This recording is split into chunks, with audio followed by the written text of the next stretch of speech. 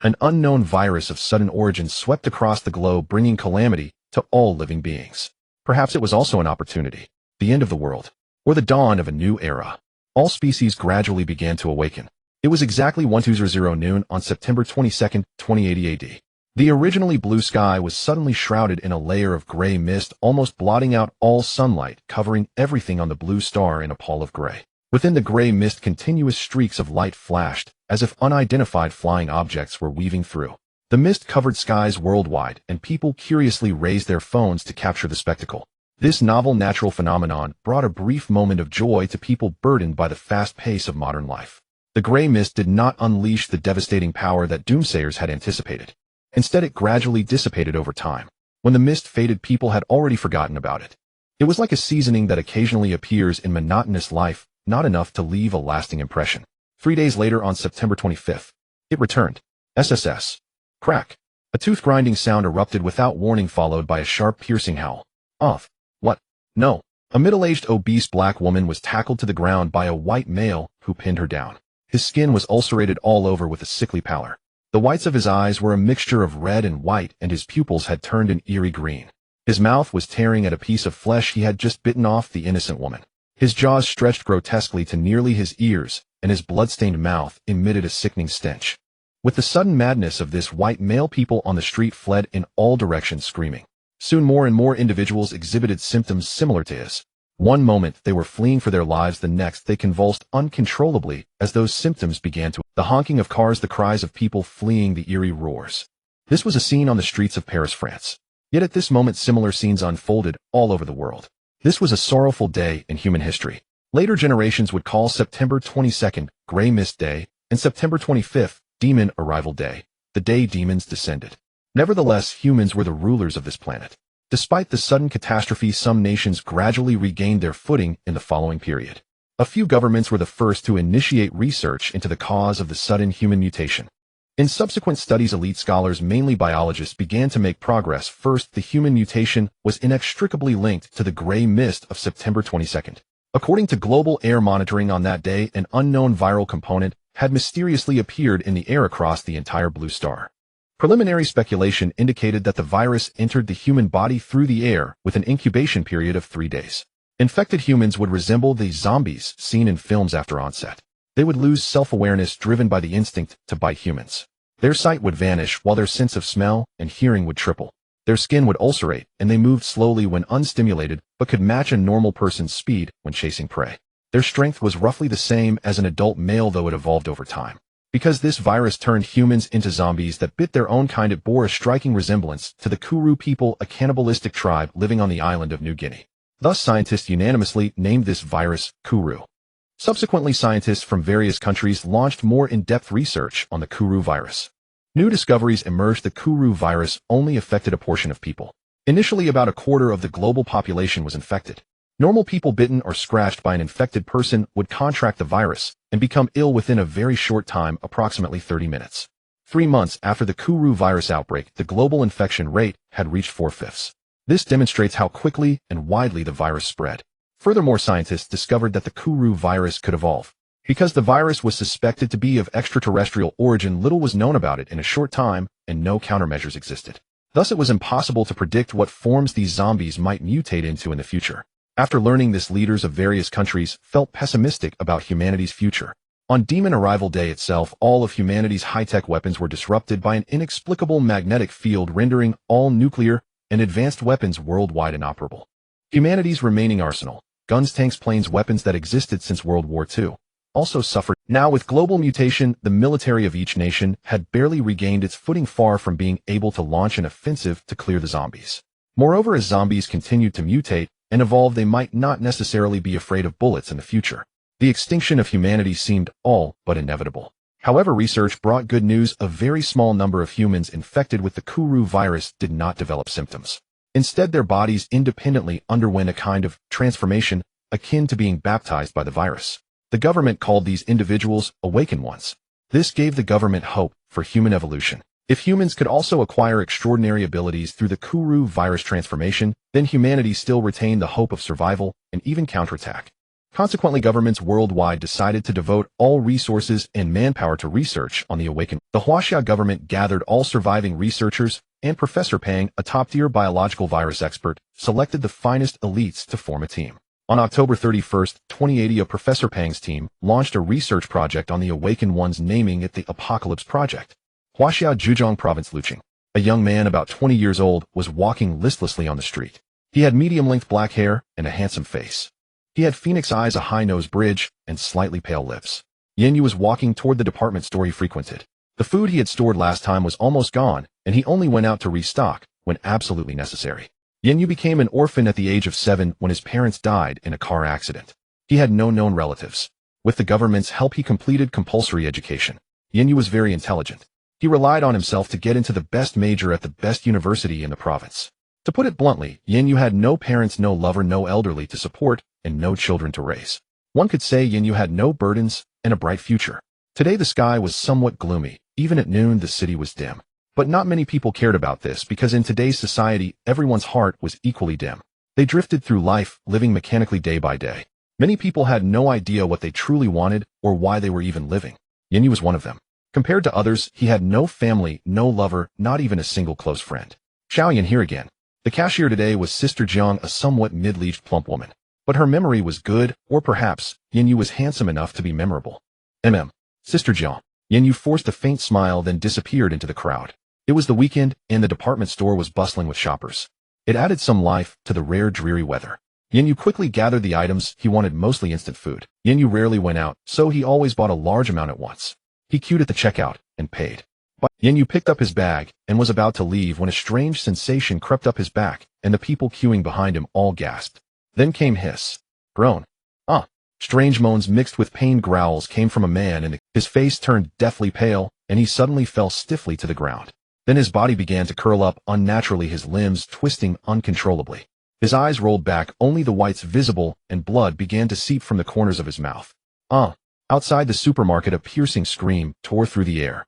Yan Yu swore that scream was much louder than when he stubbed his little toe on a table leg. As he stood stunned, a terrifying sight unfolded before him. The fallen man twisted his neck and stood up in an extremely unnatural, disjointed manner.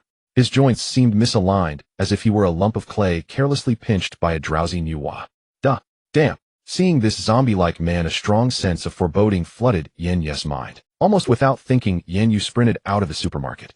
But the scene outside nearly made his mind go blank. A blood-soaked woman lay on the ground, one trembling hand reaching into the air. She seemed to see Yan Yu, and her already dim eyes flickered with a glimmer of life.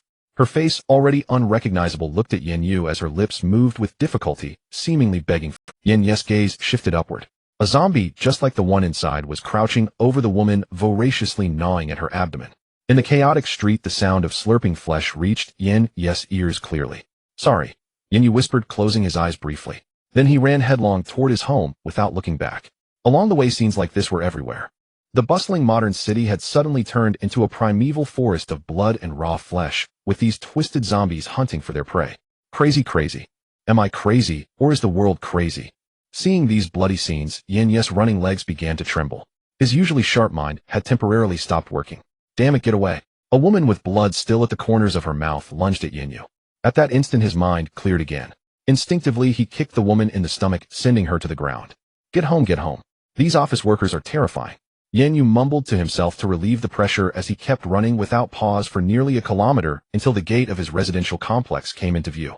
Two twisted men were banging on the glass of the security booth. Inside, the security guard Xiaoli was locked and hugging his knees and trembling uncontrollably. Yan Yu glanced at the two zombies blocking the entrance, then slowly stopped. He took a deep breath. Yan Yu's mind had gradually calmed down. Or rather, that was just how he was. The more critical the moment, the calmer. He kept his mind working, forcing himself to think even more calmly.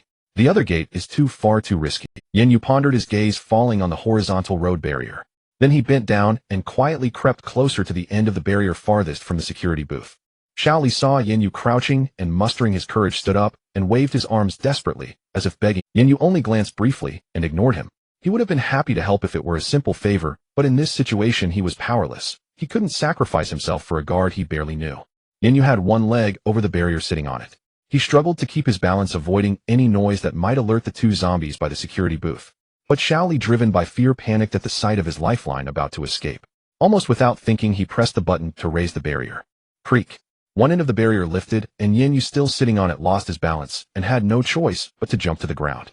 The sound of his shoes hitting the ground and the barrier rising immediately drew the attention of the two zombies. They turned around, dry growls emanating from their throats, and ran toward Yan Yu in a strange, shuffling gait. Meanwhile, Xiao Li quietly opened the security booth door and ran away without looking back. Yan Yu's gaze turned icy as he stared at the fleeing figure. Then he turned and ran without hesitation. The two zombies looked bizarre, but they ran surprisingly fast. Even Yan Yu, a young man who exercised regularly, was struggling to keep ahead. Huff! Huff! Yan Yu was panting heavily, finally reaching the entrance of Building 6 where he lived. Keys. Even Yan Yu was a bit flustered now. He pulled out his keys, but several attempts to insert them into the keyhole missed.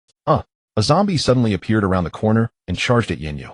At the critical moment, Yan Yu steadied himself, forced the key into the lock, turned it, pulled the door open, slipped inside, and slammed it shut. Damn, that was CL. Suddenly, Yan Yu's muttering stopped. His gaze fell upon a woman crouching on the stairs ahead, her back to him. Amid the continuous sound of crunch, chewing, as if sensing the noise, the woman's head slowly turned backward. Yet her body remained completely still. Her lifeless face wore a ghastly smile. Yan Yu's forehead beaded with cold sweat as he stared at the woman whose head was spinning erratically. This might be the most thrilling experience he had ever encountered in his life, even more intense than the college entrance exam. Yan Yu instinctively stepped back, his heel lightly brushing against the door frame behind him. The zombie he had shut outside the unit door was frantically pounding against it. Its claws scratched against the old unit door with a screeching sound, sending a chill down Yan Yu's spine. The female zombie squatting at the stairway entrance was drawn by the noise from the door. After seeming to hesitate over the already mutilated food before her, she ultimately chose Yan Yu as a fresh one. It staggered up with its head twisted backward, opening a bloody mouth to lunge at Yan Yu. Yan Yu's entire body tensed instantly as he struggled to overcome his fear of this grotesque creature. He took a few quick steps toward the elevator door on the left, and the zombie lunged after him. Yan Yu abruptly dodged to the right. By inertia, the zombie crashed straight into the elevator door. Didn't see that coming, huh? My favorite basketball player is James Harden. After executing a neat Euro step to shake off the zombie, Yan Yu gave a slight twitch at the corner of his mouth. Seeing the zombie turn around again, without any harm, and chase after him, he was terrified and immediately sprinted up the stairs. Dad, Mom, why didn't you pick a second floor back then? While fleeing for his life up the stairs, Yan Yu kept muttering complaints. In fact, this was his usual way of relieving stress. He was a somewhat contradictory person. He would remain calm in the face of trouble, yet occasionally ramble to ease himself. After several minutes of non-stop chase, Yan Yu finally climbed to his own floor, the 7th. The persevering zombie only just reached the 6th floor by then, and Yan Yu pulled out his key pouch from his pocket. During the climb, Yan Yu had deliberately clutched his pocket tightly, afraid that the keys might accidentally fall onto the stairs. A truly hopeless situation. Yan Yu inserted the key and opened both the security door and the wooden door in succession. He locked the security door tightly and gently closed the wooden door. After doing this, Yan Yu collapsed onto the floor with immense relief. Only then did he realize he was already drenched in sweat. Wiping the beads of sweat from his forehead and face, he stared blankly at the ceiling of his home. The events that occurred in just half an hour had a far greater impact on Yan Yu than the previous 20 years of his life. He prided himself on being highly adaptable. Yet a zombie crisis, something that completely defied Yan Yu's worldview, had truly materialized before his eyes, leaving him unable to snap back to reality for a long time. After about 10 minutes, Yan Yu slowly stood up, leaning against the door. The shopping bag in his hand felt considerably lighter. Presumably many items had accidentally fallen out during the previous run. Yan Yu poured out the contents. Fortunately, most of the food and water were still in the bag. With some supplies already at home, he estimated it would last him about a week. Calming down, Yan Yu unconsciously began to think, these zombies must be hunting by sound. That's pretty odd. He casually opened a bottle of mineral water and took small sips. Maybe they also use smell, definitely not sight. The infection method is probably similar to the movies, most commonly through external wounds. He put down the mineral water. Then Yan Yu moved all the food and water in the house into his own room and went to the bathroom to turn on the faucet. The water hasn't been cut off yet. I wonder if this disaster is only in our city or if it has swept across the whole country. Yan Yu walked into the shower and hot water flowed slowly over his head, soaking his weary body. Better prepare for everything in advance. If this truly is a major catastrophe, I don't know how long the water, electricity, and internet will last.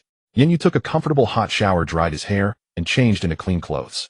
Over the next period, Yan Yu filled all containers in the house with tap water.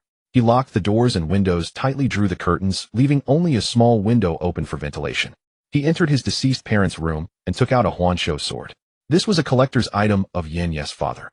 A genuine handy-nasty ring-pommel sword that had been sharpened about 80 centimeters long, extremely sharp. It had always been hung on the wall of the room. After Yan Yu's parents passed away unexpectedly, they left behind a considerable inheritance. Yan Yu had never thought of selling this Huansho sword, oh now it came in handy. Yan Yu logged onto the computer. The internet had not yet collapsed.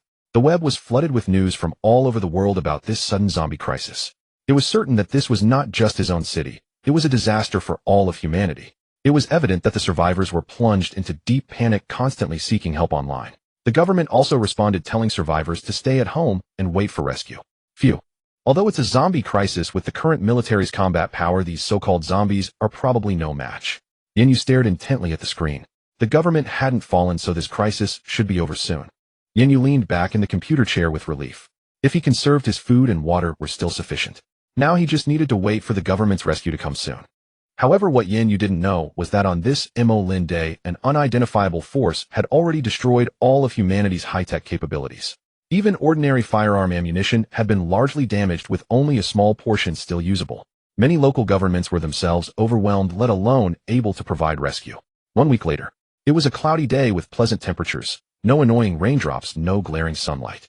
An absolutely perfect weather, and being a week in the streets should have been bustling with activity. Frowning deeply, Yan Yu stood by the window and looked outside through a gap in the curtains. As far as his eyes could see, there were patches of dried blood and broken corpses everywhere. The streets were filled with wandering, horrifying zombies. From their hoarse throats came occasional growls, presenting a scene that looked like the apocalypse. A week has passed. Many families' food supplies couldn't last until now. The internet, water, and electricity have all gone. Yan Yu gently closed his eyes, his hand unconsciously reaching for the Huansho sword by the window. Yan Yu's fingers gently caressed the sword hilt. His mind was filled with memories of the past 20 years. He had been gifted and came from a well-off family. It should have been a happy and beautiful life. But fate had other plans. His parents died unexpectedly. Losing both parents abruptly in his childhood gradually made Yan Yu a withdrawn person. Even though he had obtained a bright future in others' eyes through his own efforts, the loneliness in his heart was beyond anyone's understanding. From the small corner of Luching to this blue planet, was there ever a moment when a true place of belonging existed? Rescue, I'm afraid, won't come. Yan Yu gently lowered the curtain, drew the Huansho sword from its sheath. The precious sword gleamed with cold light. Yan Yu turned around, gripping the sword, shouldered the backpack he had prepared long ago, and was about to walk toward the door. Suddenly a clear knock sounded, and a deep male voice came from outside. "Excuse me, is anyone inside?" Hearing the abrupt voice, Yan Yu narrowed his eyes slightly and discreetly placed the ring-hilted knife and his backpack behind the wall. Then he took out a pack of Shizi brand cigarettes from his pocket, a brand he often smoked. He skillfully pulled out a cigarette and lit it. After exhaling the first puff, he took a deep drag and slowly released a cloud of white smoke. Yan Yu sat comfortably on the sofa, seemingly in no hurry to respond. This man might just be probing. He wasn't sure if anyone was inside. He first called out from outside. If someone inside was slow to react, they would instinctively respond, and that would mean he had been tricked. Seeing that there was no response for a long time, the man outside knocked again and said, "I know you're inside. I heard the commotion when you escaped back home a week ago." Upon hearing this, Yan Yu extinguished the cigarette and leisurely walked to the door. "What do you want?" The man's lips curled into a grin at Yan Yu's words. His wrinkled face, coupled with that smile, was unsettling, and if it weren't for the door between them, Yan Yu would have struck him down with one blow. "Hello. My name is Yang Zheng, and I'm your neighbor from 707. Can you open the door, please?" Upon hearing this, Yan Yu rested his hands behind his head and casually curled his lips. "There's no need for that. Just speak your mind." The man's demeanor shifted to one of hostility the moment Yan Yu refused to open the door, though he still maintained a polite tone.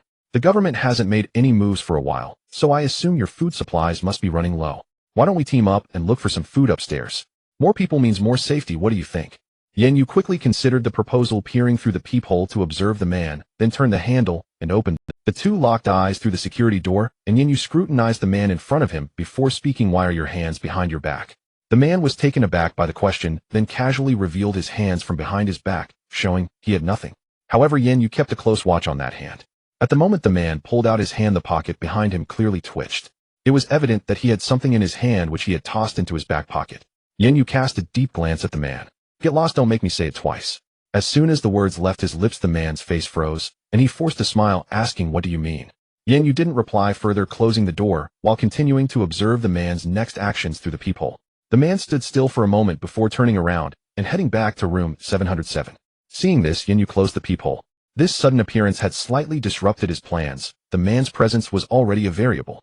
This Yang Zheng was insincere and had ulterior motives. His presence was no benefit to Yan Yu. However, it was still uncertain whether society would regain order. Not killing was the best option. He decided to put aside his thoughts. If there were any unwarranted actions, another corpse would simply join those on the street.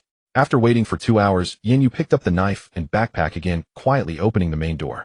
He gently pushed open the security door and made his way upstairs. In Yan Yu's residential complex, each floor only had 2 households. The ones above were 806 and 807.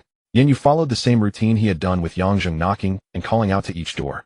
After finishing his call, he pressed his ear against the door to listen for any sounds inside. However, neither household responded. Yan Yu walked over to the nearby fire safety box, reaching inside and rummaging around until he pulled out a key. This was the key to 806, which Yan Yu had discovered hidden in the fire safety box.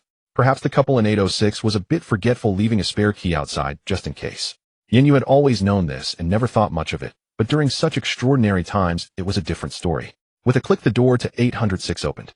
If the government resolves the crisis, I wonder if they'll charge me for breaking and entering with a knife. Yan Yu said this while stepping inside, without pause, ruthlessly searching the house for needed supplies. After a moment, he remarked, I probably won't need condoms. He returned a box of small umbrellas to its original place, having already filled half of his backpack. After finishing his search of the bedroom, the only place left was the bathroom connected to it. Yan Yu walked to the glass door connecting the 2 spaces, ready to open it. Slap! A sharp sound echoed as a horrifying female face suddenly pressed against the glass door. Her long hair was thin and messy, hanging over her face. Her eye sockets were filled only with cloudy white, and her sharp teeth were gnawing on the glass door. The door, previously tightly shut, began to push outward, threatening to be fully opened in a matter of seconds. Damn it, that's terrifying. Yan Yu was startled by the sudden appearance of the face, stepping back several paces. It was already too late to push the glass door back. In a moment of desperation, Yan Yu grabbed the ring-hilted knife he had temporarily set down on the bed, holding it tightly to his chest as he stared intently at the glass door, ready for the worst. Roar. The glass door was instantly pushed open, and the female inhabitant lunged at Yan Yu like a beast that had been poised to strike. Though the female was completely naked, her skin was rotting and blackened all over, accompanied by a foul stench that made it hard to think of anything else. Bold demon! Yan Yu shouted dramatically, but his body honestly rolled back onto the bed. Seeing that she had missed, the woman raised her head and lunged at Yan Yu on the bed again. Yan Yu rolled to the left once more, and then steadied himself on the ground at the foot of the bed. The zombie lunged again, but ended up face first on the bed. At this point, you can use those small umbrellas on the bed in your next life. Without a moment's hesitation, Yan Yu gripped the ring-hilted knife and slammed it down toward the zombie's neck. With a loud crack, the female zombie's neck snapped. Her head rolled off the bed and onto the floor, and the foul dark blood soaked the sheets and floor. Ugh! Witnessing this scene, Yan Yu felt a wave of discomfort in his stomach, a strong sense of nausea rising in his throat. Gag! Yan Yu rushed out of the room and collapsed on the living room floor, unable to stop himself from vomiting. After a while, he barely managed to stand up. Despite the changes he was undergoing, he was still just a 20-year-old college student. The first time he severed a zombie's head, the dual assault on his senses still brought about physical discomfort. However, surprisingly, he didn't feel much else emotionally. On the contrary, he felt unusually calm inside. That's just disgusting. Yan Yu wiped his mouth. Thank goodness I didn't eat anything today, otherwise it would be a waste of food. Yawn. Yan Yu stretched, complaining a bit, picked up the ring-hilted knife from the floor, and then returned to the bedroom, shouldering his backpack before leaving the house and continuing his way to the 9th floor. It's about time, let's head back for now. Yan Yu emerged from room 1306, looking at the fully packed backpack in front of him. Feeling satisfied, he prepared to make his way home. The apartment building had 18 floors, and Yan Yu had scoured from the 8th floor to the 13th, only finding 2 doors ajar. The items he had scavenged barely filled the backpack. He encountered a few zombies on the way, but with the experience from the first encounter, Yan Yu managed to deal with them without much trouble. As Yan Yu was about to descend, an unexpected broadcast echoed outside the building, a sound he hadn't heard in a long time. This is the Wind City government. A disaster has struck, and we are handling it urgently. Please, survivors, take care of yourselves and wait for government rescue. This is one.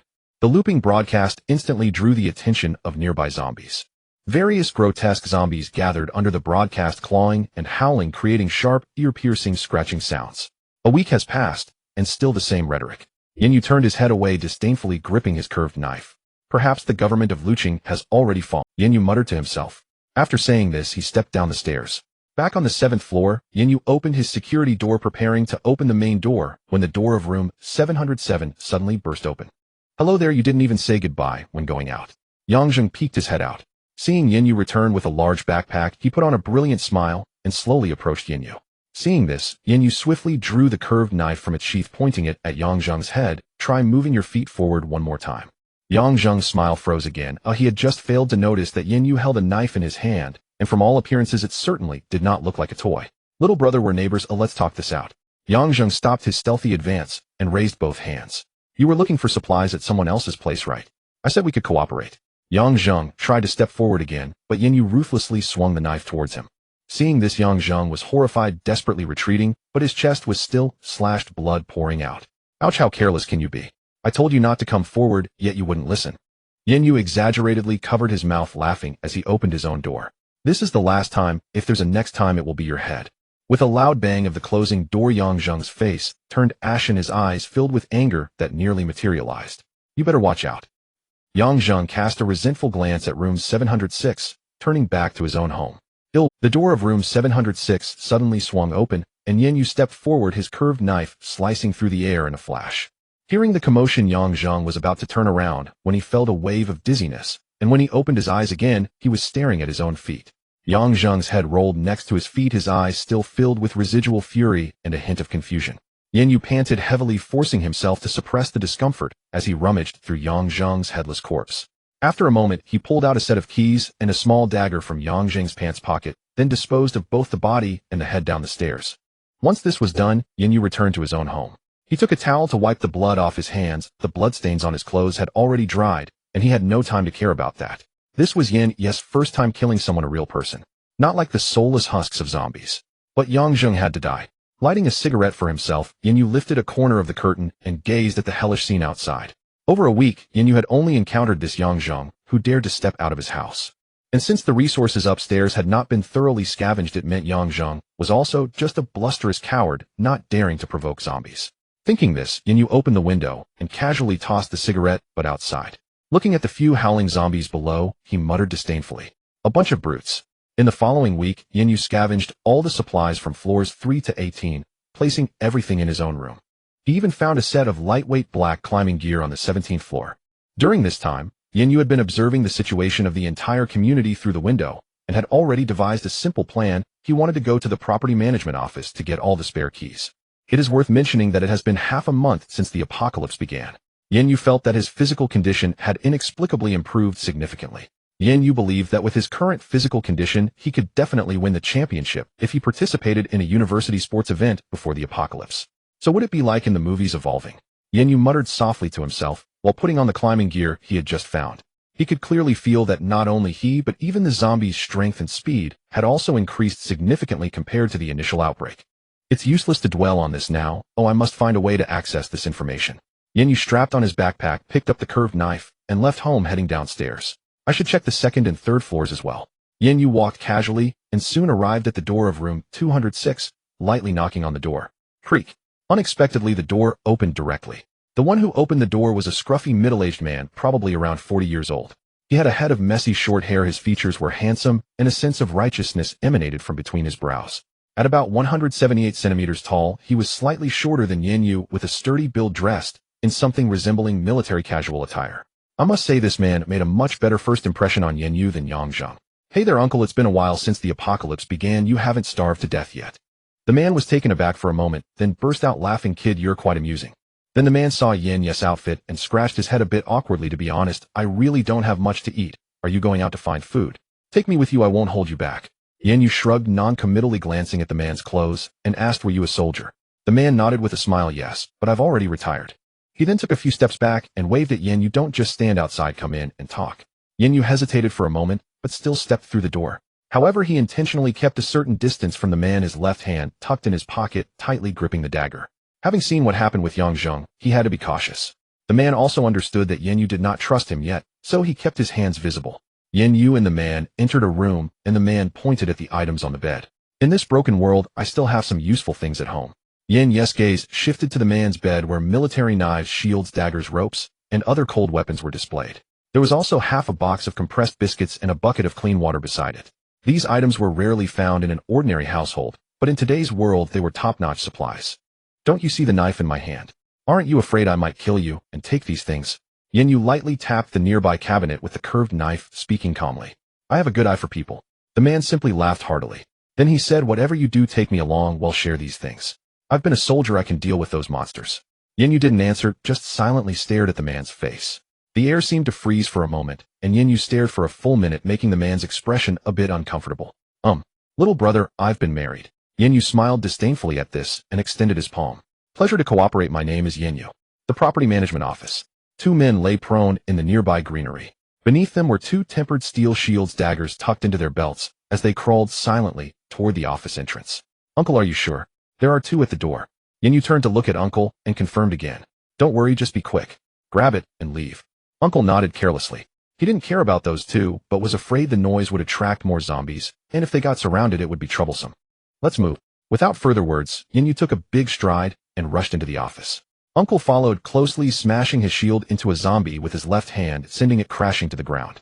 Ugh! The other zombie, hearing the noise, turned and ran quickly at Uncle, its grotesque mouth wide open, ready to devour. Seeing this, Uncle pushed the shield forward again, causing the zombie to stagger backward a few steps. Then he thrust his military saber straight into its head. This was what Yan Yu had told Uncle during their time together. The fatal spot of zombies was the head. With the sound of a blade churning through brain, the zombie collapsed. Then another zombie crawled over and lunged at Uncle's ankle. Fortunately, Uncle was wearing thick combat gear. The grip tore his pant leg, but didn't break skin. Uncle instinctively kicked the zombie in the head, then swung his blade and cleaved off its skull. After killing these two zombies, he sighed in relief and prepared to enter the office to find Yan Yu. But eerie roars sounded from all around. Uncle frowned as several more zombies sprang out one after another. He planted his shield on the ground and raised his saber ready for battle. I really don't know where so many of these damn things came from. Xiao Yan, you better hurry. At this moment, Yan Yu was frowning as he rummaged through the property office. He had quickly searched every possible place where keys might be kept, but the spare keys for the residential complex were nowhere to be found. Could someone have taken them? Yan Yu slammed the drawer shut in frustration. His first step had been rough, and he felt, no time, gotta go. Yan Yu narrowed his eyes and decisively ran out. When he reached the door, Uncle was already cornered by three zombies. He kept fending them off with his shield and saber, but his combat suit was unavoidably torn and battered. Damn it! Yan Yu's gaze turned cold. He gripped his ring pommel blade and strode forward, cleanly slicing off a zombie's head from behind. The other two zombies spotted Yan Yu and immediately changed target, charging at him with roars. Seeing them turn, Uncle instantly thrust his military saber forward, piercing another zombie's skull. In just a few seconds, the two worked in perfect sync to take down two zombies. The remaining one was naturally no threat and soon fell to their blades. Both were a bit winded from the fight. Yan Yu's apologetic voice reached Uncle. Sorry, Uncle. I couldn't find the keys, that took too long. Yan Yu was surprised that Uncle had stayed. In such a situation, even Yan Yu himself might have chosen to leave first. Yet Uncle had actually fought three zombies alone until he came out. Not found. Uncle was also surprised. Then he asked, what do we do next? Yan Yu thought for a moment, picked up his shield, and said, let's go back to your place first. I need to think. The two sat at the table eating bread and drinking bottled water. Neither spoke, they just quietly consumed. In fact, by now these supplies were already precious in others' eyes. Yan Yu tore open another bread and chewed slowly, then said to himself, since we didn't find the key, let's not search other buildings for supplies for now. The complex has 9 buildings. We're in Unit 6.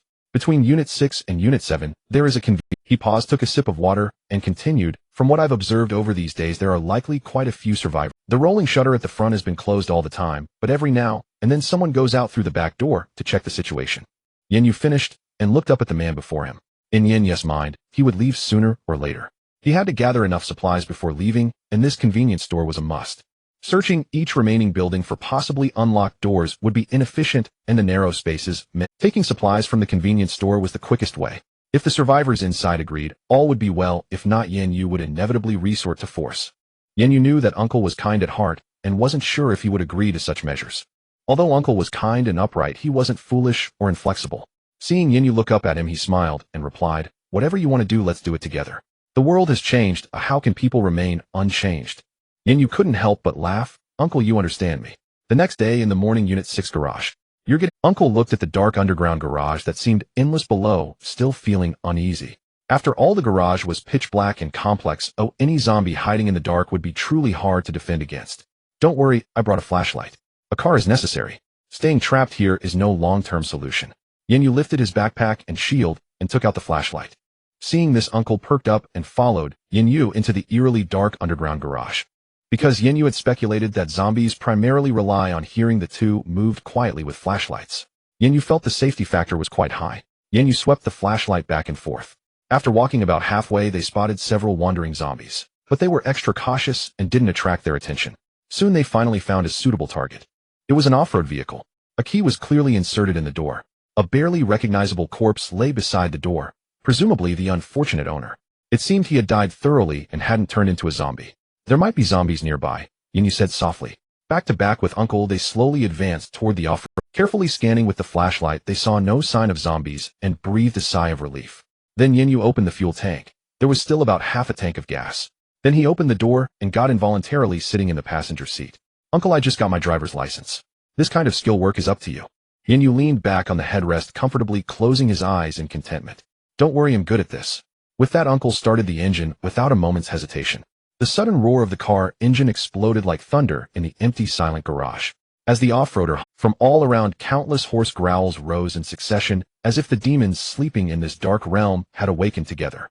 Uncle skillfully turned the steering wheel, and the off-roader made a clean swerve and sped straight toward the exit. In the rearview mirror, as many as 20 or 30 zombies frantically chased after them. He pressed the accelerator deeper. In an instant, the glaring sunlight, after a brief parting, once again returned to their sight. They drove out of the darkness. Perhaps they still hadn't escaped. Now everywhere was darkness. An off-road vehicle sped swiftly through the residential complex, drawing a horde of zombies in its wake. Stop here. Yan Yu abandoned his comfortable reclining posture, gathered his belongings, and alighted with brisk efficiency. The two parked the off-road vehicle near the convenience store, then quickly returned to Building 6. They planned to wait until the attracted zombies had dispersed before taking the next step. Back home, Yan Yu selected a prime spot. By the window, he observed the convenience store's movements, casually lit a cheesy cigarette, and tossed one to the uncle. Hey, I'm not used to these slim ones. The uncle chuckled and tossed the cheesy back, pulling out a thick cigarette from his pocket. He lit it and began to smoke. Yan Yu shrugged, exhaling a hazy plume of smoke out the window. Gazing down at the neighborhood below, his other hand idly spun a key ring. Then he turned to the uncle and said, They've been coming and going through the back door more frequently. They must be burning through supplies too fast. They're forced to make new plans. Yan Yu stubbed out his cigarette in the ashtray and continued. Based on the pattern I've observed, someone will come out this afternoon. That's our chance to get in. No more delays. The uncle nodded solemnly. Get ready and be careful in everything. Yan Yu smiled and patted the uncle on the shoulder. Don't worry, Uncle. Once we fill the back seat of that car, we'll get out. As for where to go after leaving the complex, Yan Yu already had a rough plan, but for now he had to take it one step at a time. The uncle smiled and nodded in agreement. For some reason, Yan Yu felt that the uncle was harboring a secret, keeping it locked away. But since the uncle didn't bring it up, Yan Yu didn't press. Soon it was afternoon. The two now stood in a nearby greenbelt, leaning against a tree. A blade of grass dangled from Yan Yu's mouth, swaying faintly in the breeze. Before long, the convenience store's back door creaked open cautiously, and a young man's head poked out. The man scanned his surroundings, and seeing no zombies, he tiptoed out, shut the door quietly, and slunk away. Seeing this, Yan Yu spat out the grass, raised his ring-pommel saber, and followed with the uncle. The man's clothes were tattered, his expression haggard. He was extremely cautious, constantly glancing around, moving at a painfully slow pace. He often shuffled forward, then backward, pacing indecisively. In 10 whole minutes, the man had probably covered only 100 meters. Just racking up WeChat steps, huh? Yan Yu was speechless. No wonder the survivors in the convenience store frequently went out, but achieved so little. They're all forced out, just going through the motions, muddling along. They won't really fight until they're at the end of their rope. The uncle added. And by the time they reach that point, they'll have lost the courage to fight. Yan Yu gave a dismissive Let's move. The man edged along the wall, his limbs trembling uncontrollably. He had drawn the short straw today. Though it was called a lottery, everyone knew the truth. Li Ting and his cronies were in cahoots, wielding weapons and acting like petty tyrants in the convenience store. The others took turns scavenging and searching for an escape, while Li Ting's gang lived in comfort, indulging in rape and abuse. Everyone hated them bitterly, but could do nothing. Oh! The man cried out in panic, then quickly clapped a hand over his mouth. Yan Yu suddenly appeared at the corner, a gleaming ring-pommel saber pointed at his head. I ask you answer. No extra words. Yan Yu tapped his head with the flat of the blade, and quickly grilled him about the situation inside the store. The man was already terrified, and his hatred for Li Ting and his gang ran deep, so he spilled everything he knew. Listening to the man's stammering answers, Yan Yu's eyes slowly narrowed, his gaze turning icy. Take a, us. The man looked at Yan Yu in confusion, then the uncle appeared from behind and hoisted him up. Take us to those bastards. Now. Oh, okay. Startled, the man stammered his agreement and stumbled toward the back door leading the way. Inside the convenience store, Li Ting held a steel police baton flanked by two young men. All three had greasy faces, sitting around playing poker. Around them were piles of assorted food, and they burst into wanton laughter, showing no sign of an apocalypse. In another corner, a dozen or so survivors huddled together in twos and threes, all in rags, gaunt and emaciated. About 7 or 8 of them were women, their clothes disheveled, some even exposing themselves. Their eyes were vacant and lifeless. It was no exaggeration to call them barely alive. Before them lay only scattered crumbs, excrement, and even a few corpses. The contrast with the 3 men on the other side was stark. Knock, knock.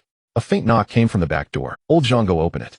Those useless bastards must be back. Li Ting slapped his cards on the floor and spoke to the man beside him.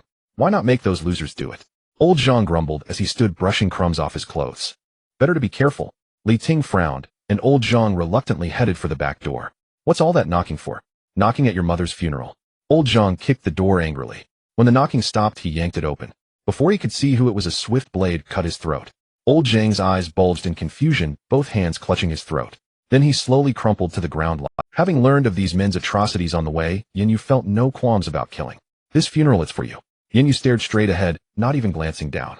He kicked the corpse aside and strode inside. The uncle cast a cold glance at the body, then closed the back door and followed Yan Yu. The man who had been outside was now collapsed in terror. He never expected these two to be so ruthless. Not a word spoken before killing someone. Driven by curiosity, the man struggled to his feet and peeked from behind a shelf. But no one noticed that directly above the man on the beam, a cyan-skinned child clung to the rafters. Its eyes were white, its body rotting and bluish, its mouth stretched almost to its ears. Foul saliva dripped to the ground as it surveyed its surroundings. Hidden behind the shelf, the man watched Yan Yu and the uncle with unease and curiosity. A drama seemed about to unfold before his eyes. But moments later, a chill of dread crept up his back. Puzzled, he touched his neck and found sticky, stinking drops. He quickly wiped them off. Then a small cyan figure silently crept up behind him. So it's you, what a coincidence. Li Ting and his companion had just stood up when Yan Yu and the uncle intercepted. Yan Yu stared and recognized Li Ting as the security guard Xiao Li who had sacrificed him to save himself when the apocalypse broke out. The uncle sensed the edge in Yan Yu's voice and quietly tightened his grip on his military knife. You. It's you. You're alive. Li Ting was stunned. He never expected Yan Yu to have survived that situation. Raping women, enslaving men, killing for your own amusement. You sure live like a petty tyrant. With that, Yan Yu drew his ring pommel saber and pointed it at Li Ting. Today they would settle old scores. In this world now, what does any of that matter? Li Ting smirked dismissively, waving his hand. Old Zhang is dead by your hand, I suppose. You're no slouch. Why not put the blade away? Join us and everyone's happy. Yan Yu just let out a scornful laugh. You've got some nerve. Scum like you deserve to die. With that, he charged, shield raised. Li Ting panicked, grabbing his baton to strike, but Yan Yu blocked it with his shield and slashed at his head. Li Ting, though out of practice, was quick enough to dodge the lethal blow, but a deep gash opened across his shoulder. The other accomplice stealthily drew a dagger and lunged at Yan Yu's back. But in mid-charge, he was sent flying by a powerful impact.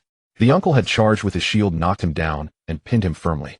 With that threat neutralized, Yan Yu taking advantage of the ring pommel saber and shield. When Li Ting rolled, Yan Yu found an opening and drove the blade into his heart. Evil begets evil. Yan Yu pulled out the saber as Li Ting's body went limp and collapsed. The accomplice struggled desperately under the uncle's weight. Yan Yu showed no mercy. One swift cut opened his throat. Having killed the 3 inhuman men, both Yan Yu and the uncle caught their breath. They were about to check on the other survivors. Suddenly, a piercing scream jolted their nerves. The scream was but a brief cry, and then silence fell once more. Yan Yu turned to the uncle and asked, "Did a zombie get in? Didn't we just close the door?" The uncle scratched his head in confusion, then picked up the shield from the ground, saying, "Something's off, oh, we should be cautious." The two of them cautiously approached the back door. During this time, several sharp screams suddenly erupted from another corner of the convenience store. Mixed with the screams were cries of pain and the sound of bones cracking, chilling to the bone. Hearing the commotion, Yan Yu and the uncle rushed towards the survivors. By the time they arrived, chaos had already ensued. They saw the survivors fleeing helplessly with several corpses lying on the ground. A girl was crying out as she tried to escape, but a small green-skinned zombie lunged at her neck with incredible speed. The speed was so fast that Yan Yu barely caught a glimpse. In the next moment, the green baby zombie bit into the girl's neck, and she instantly stopped crying, collapsing to the ground in silence. The green baby greedily sucked the blood from the girl's neck, emitting a satisfied grunt. This zombie is still a child. The uncle stared in shock at the scene before him, and Yan Yu felt an unsettling calm within. This was his first encounter with a child-turned-zombie. His understanding of such creatures was still blank. From what he could see, this green baby possessed incredible speed and formidable aggression. Don't act rashly, we. Damn it. Just as Yan Yu was about to quietly pull the uncle away, the green baby licked its lips and raised its head. Upon seeing Yan Yu and the uncle, it suddenly lunged at them, moving so fast that Yan Yu could barely discern its form. Yan Yu stumbled back several steps, raising the shield in front of him. He felt a strong impact, nearly losing his balance. The green baby, having missed its strike, let out a series of frantic squeals and vanished in a series of swift. Just as they were searching for its whereabouts, Yan Yu suddenly felt a powerful gust from behind as the green baby's claws were about to strike his head. In a moment of crisis, the uncle slashed his knife between Yan Yu and the green baby, halting its attack. However, this redirected the zombie's wrath towards the uncle. The green baby's sharp claws slashed at the uncle, who leaned back, but still got cut on the arm. Uncle! Yan Yu's eyes turned icy as he swung the shield fiercely at the green baby. The green baby merely dodged casually and evaded the attack. However, this allowed the uncle to escape the immediate danger. Yan Yu charged at the green baby, but it vanished after a few leaps. Yan Yu stared intently ahead, gripping the curved knife tightly. To his left front stood a remarkably smooth vertical mirror. Though it had some cracks, a large area remained intact, reflecting the scene behind him. Yan Yu stood still, beads of cold sweat unconsciously dripping from his forehead. Come, enter the trap. As a chill washed over him, the ugly form of the green baby suddenly appeared in the mirror. Yan Yu abruptly turned and swung the curved knife down heavily. This unexpected strike caught the green baby off guard. A series of gurgling sounds emanated from the green baby as it attempted to adjust its position in midair. However, Yan Yu would not grant it this opportunity. Oh, such moments were fleeting. Yan Yu's knife mercilessly slashed across the green baby's neck, the blade slicing cleanly through its head. In an instant, the dismembered body of the green baby fell to the ground. Huff! Yan Yu saw the green baby's corpse hit the ground and planted the curved knife firmly into the ground. Ignoring the sweat covering his body, he hurried to the uncle's side. Are you okay, uncle? Did you get bitten? Yan Yu's gaze was fixed on the uncle's arm, unwilling to see a scene drenched in blood. Being scratched by a zombie meant a death sentence. Don't worry, I'm tough. How about you? Did you get hurt? The uncle extended his arm, revealing that his combat gear had been completely shredded, but fortunately his skin was unharmed. That's good. Damn it, this is no ordinary beast. Yan Yu sighed in relief, then cursed under his breath. Does the appearance of this green baby mean that zombies will undergo even more mutations? Yan Yu helped the uncle up, but his mind was already racing. Let's not think about that for now. Oh, let's gather the supplies and put them in the car. The uncle stood up, looking towards the corner of the convenience store where no survivors were left. They must have scattered during the green baby's sudden attack. Yan Yu nodded and began moving the remaining food from the convenience store to the car. With everyone gone, he didn't care. Aside from those close to him, Yan Yu had little interest in the lives of others when his own survival was at stake. Since his parents' death, he had not had anyone close, and perhaps the uncle's presence was a chance for change. Both their physiques had strengthened significantly over the past month, and they moved quickly and deftly. Before long, they had loaded nearly all usable supplies into the back seat and trunk of the SUV. The supplies were more plentiful than expected, nearly filling the SUV to the brim. Just as they were about to make one last trip to the convenience store, trouble came knocking. The fleeing survivors and the fierce sounds of fighting had unfortunately attracted some troublesome creatures. A deep, gruff howl approached their ears, resembling the hoarse bark of a dog. The sounds came in waves, indicating that there was more than one source. Then two agonizing screams rang out, eerily similar to those of the survivors in the convenience store. Something's wrong, let's go. Yan Yu discarded what he was holding, and the uncle hurriedly followed as they sprinted towards the SUV. They ran until they were 50 meters away, suddenly stopping in their tracks. They saw 7 or 8 dogs snarling and barking at the car. Their fur was completely gone, and their exposed skin was dark and covered in black patches. Their eyes were likewise murky gray, and their faces were pocked and rotten, clearly a pack of zombie dogs. Damn! Yan Yu looked at the SUV just 50 meters away and quickly pressed his back against the wall. The uncle understood Yan Yu's intent and did the same. Xiao Yan, there are too many of them. The uncle's voice had grown considerably heavier, clearly anxious. Our lives won't end here. Hold your shield tight. Yan Yu's eyes hardened, and the two of them drew their knives, readying themselves with knife and shield. Oh, whoa! The pack of zombie dogs could no longer contain themselves and charged towards the two. Though their speed was not as fast as that of the previous green baby, they were still considerably quicker than ordinary zombies. After spending time together, the two had developed a strong rapport. The uncle, having served in the military, though older, still retained his experience.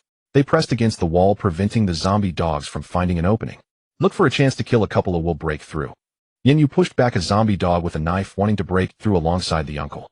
However, the scene before him briefly filled Yan Yu with despair. A massive zombie was charging towards them. In its hands, it clutched a crushed zombie dog, its exaggerated mouth dripping with blood, with remnants of flesh and blood around its lips. As it ran closer, the ground was littered with the bodies of zombie dogs. Everywhere it passed was stained with blood, resembling cherry blossoms. Go! Yan Yu shouted with all his strength, delivering a sweeping horizontal slash that forced several zombie dogs backward. Seizing the fleeting opening, the two swiftly broke free from the encircling pack. A zombie dog lunged from a blind spot, jaws agape, rows of jagged fangs bared for the kill. Caught off guard, the veteran reacted on instinct. His combat knife deflected the bite, then slashed diagonally, carving a deep crimson gash across the creature's flank. That brief delay was all it took. The towering zombie, over 2 meters tall, had already stomped into view. With contemptuous ease, it kicked aside several smaller zombie dogs, its milky white eyes locking onto Yan Yu and the veteran. What the hell is this thing? Yan Yu gritted his teeth, fingers clenching involuntarily into fists. Escape was no longer possible. They would have to fight, feint, and wait for an opening to flee. Roar! The colossal zombie charged straight at them. Only up close did they realize, despite its massive frame, its speed was astonishing, faster even than the zombie dogs. They failed to evade in time and raised their shield just as impact struck. Thud! A heavy muffled crash echoed, and both men were hurled backward 2 or 3 meters. The shield flew from their hands, clattering into the nearby grass. From the shadows, several zombie dogs surged forward, eager to tear into the fresh, vulnerable flesh before the giant could claim it. Get away! Yan Yu strained to rise, but his entire body felt shattered. Every attempt ended in failure, bones screaming in protest. Oh! As Yan Yu braced for the fangs, a broad, unwavering back suddenly filled his vision, blocking him. Zombie dogs clung to the veteran's body, tearing hungrily at his flesh. Uncle! You damn beasts! Yan Yu's eyes blazed crimson. He lunged forward, recklessly swinging his ring-pommel sword with desperate fury. Adrenaline drowned out pain, temporarily. 2 wet, sickening thunks followed as the blade sank deep. 2 zombie dogs crumpled, heads severed. The third released its grip on the veteran and lunged for Yan Yu's throat. Frenzied heat flooded his veins. He drove the sword downward with all his might, burying it deep into the creature's torso. Yet the blade missed the heart, and Yan Yu, still caught in the storm of rage, had not yet noticed the gashes clawed into his own skin by the thrashing beast. Go, uncle, go now. Yan Yu wrenched the sword free and delivered one final decisive strike to the creature's neck. Then he hoisted the veteran onto his shoulders, whispering hoarsely, his strength ebbing with every breath. No. The veteran's voice was faint, his consciousness fraying. My surname is He. He spoke slowly, each word drawn from the edge of oblivion. Lijiu Shu Province, Xinshi Garden Building 3, Unit 504, my wife and child. His voice dwindled to a whisper, so thin, Yan Yu had to lean close just to catch the words. What the hell is that for? Are you even still alive? Yan Yu slung the veteran onto his back, his own legs trembling violently, threatening collapse with every step. Still he held himself upright, staggering toward the SUV. Then, beneath the harsh glare of sunlight, a vast looming shadow swallowed them both.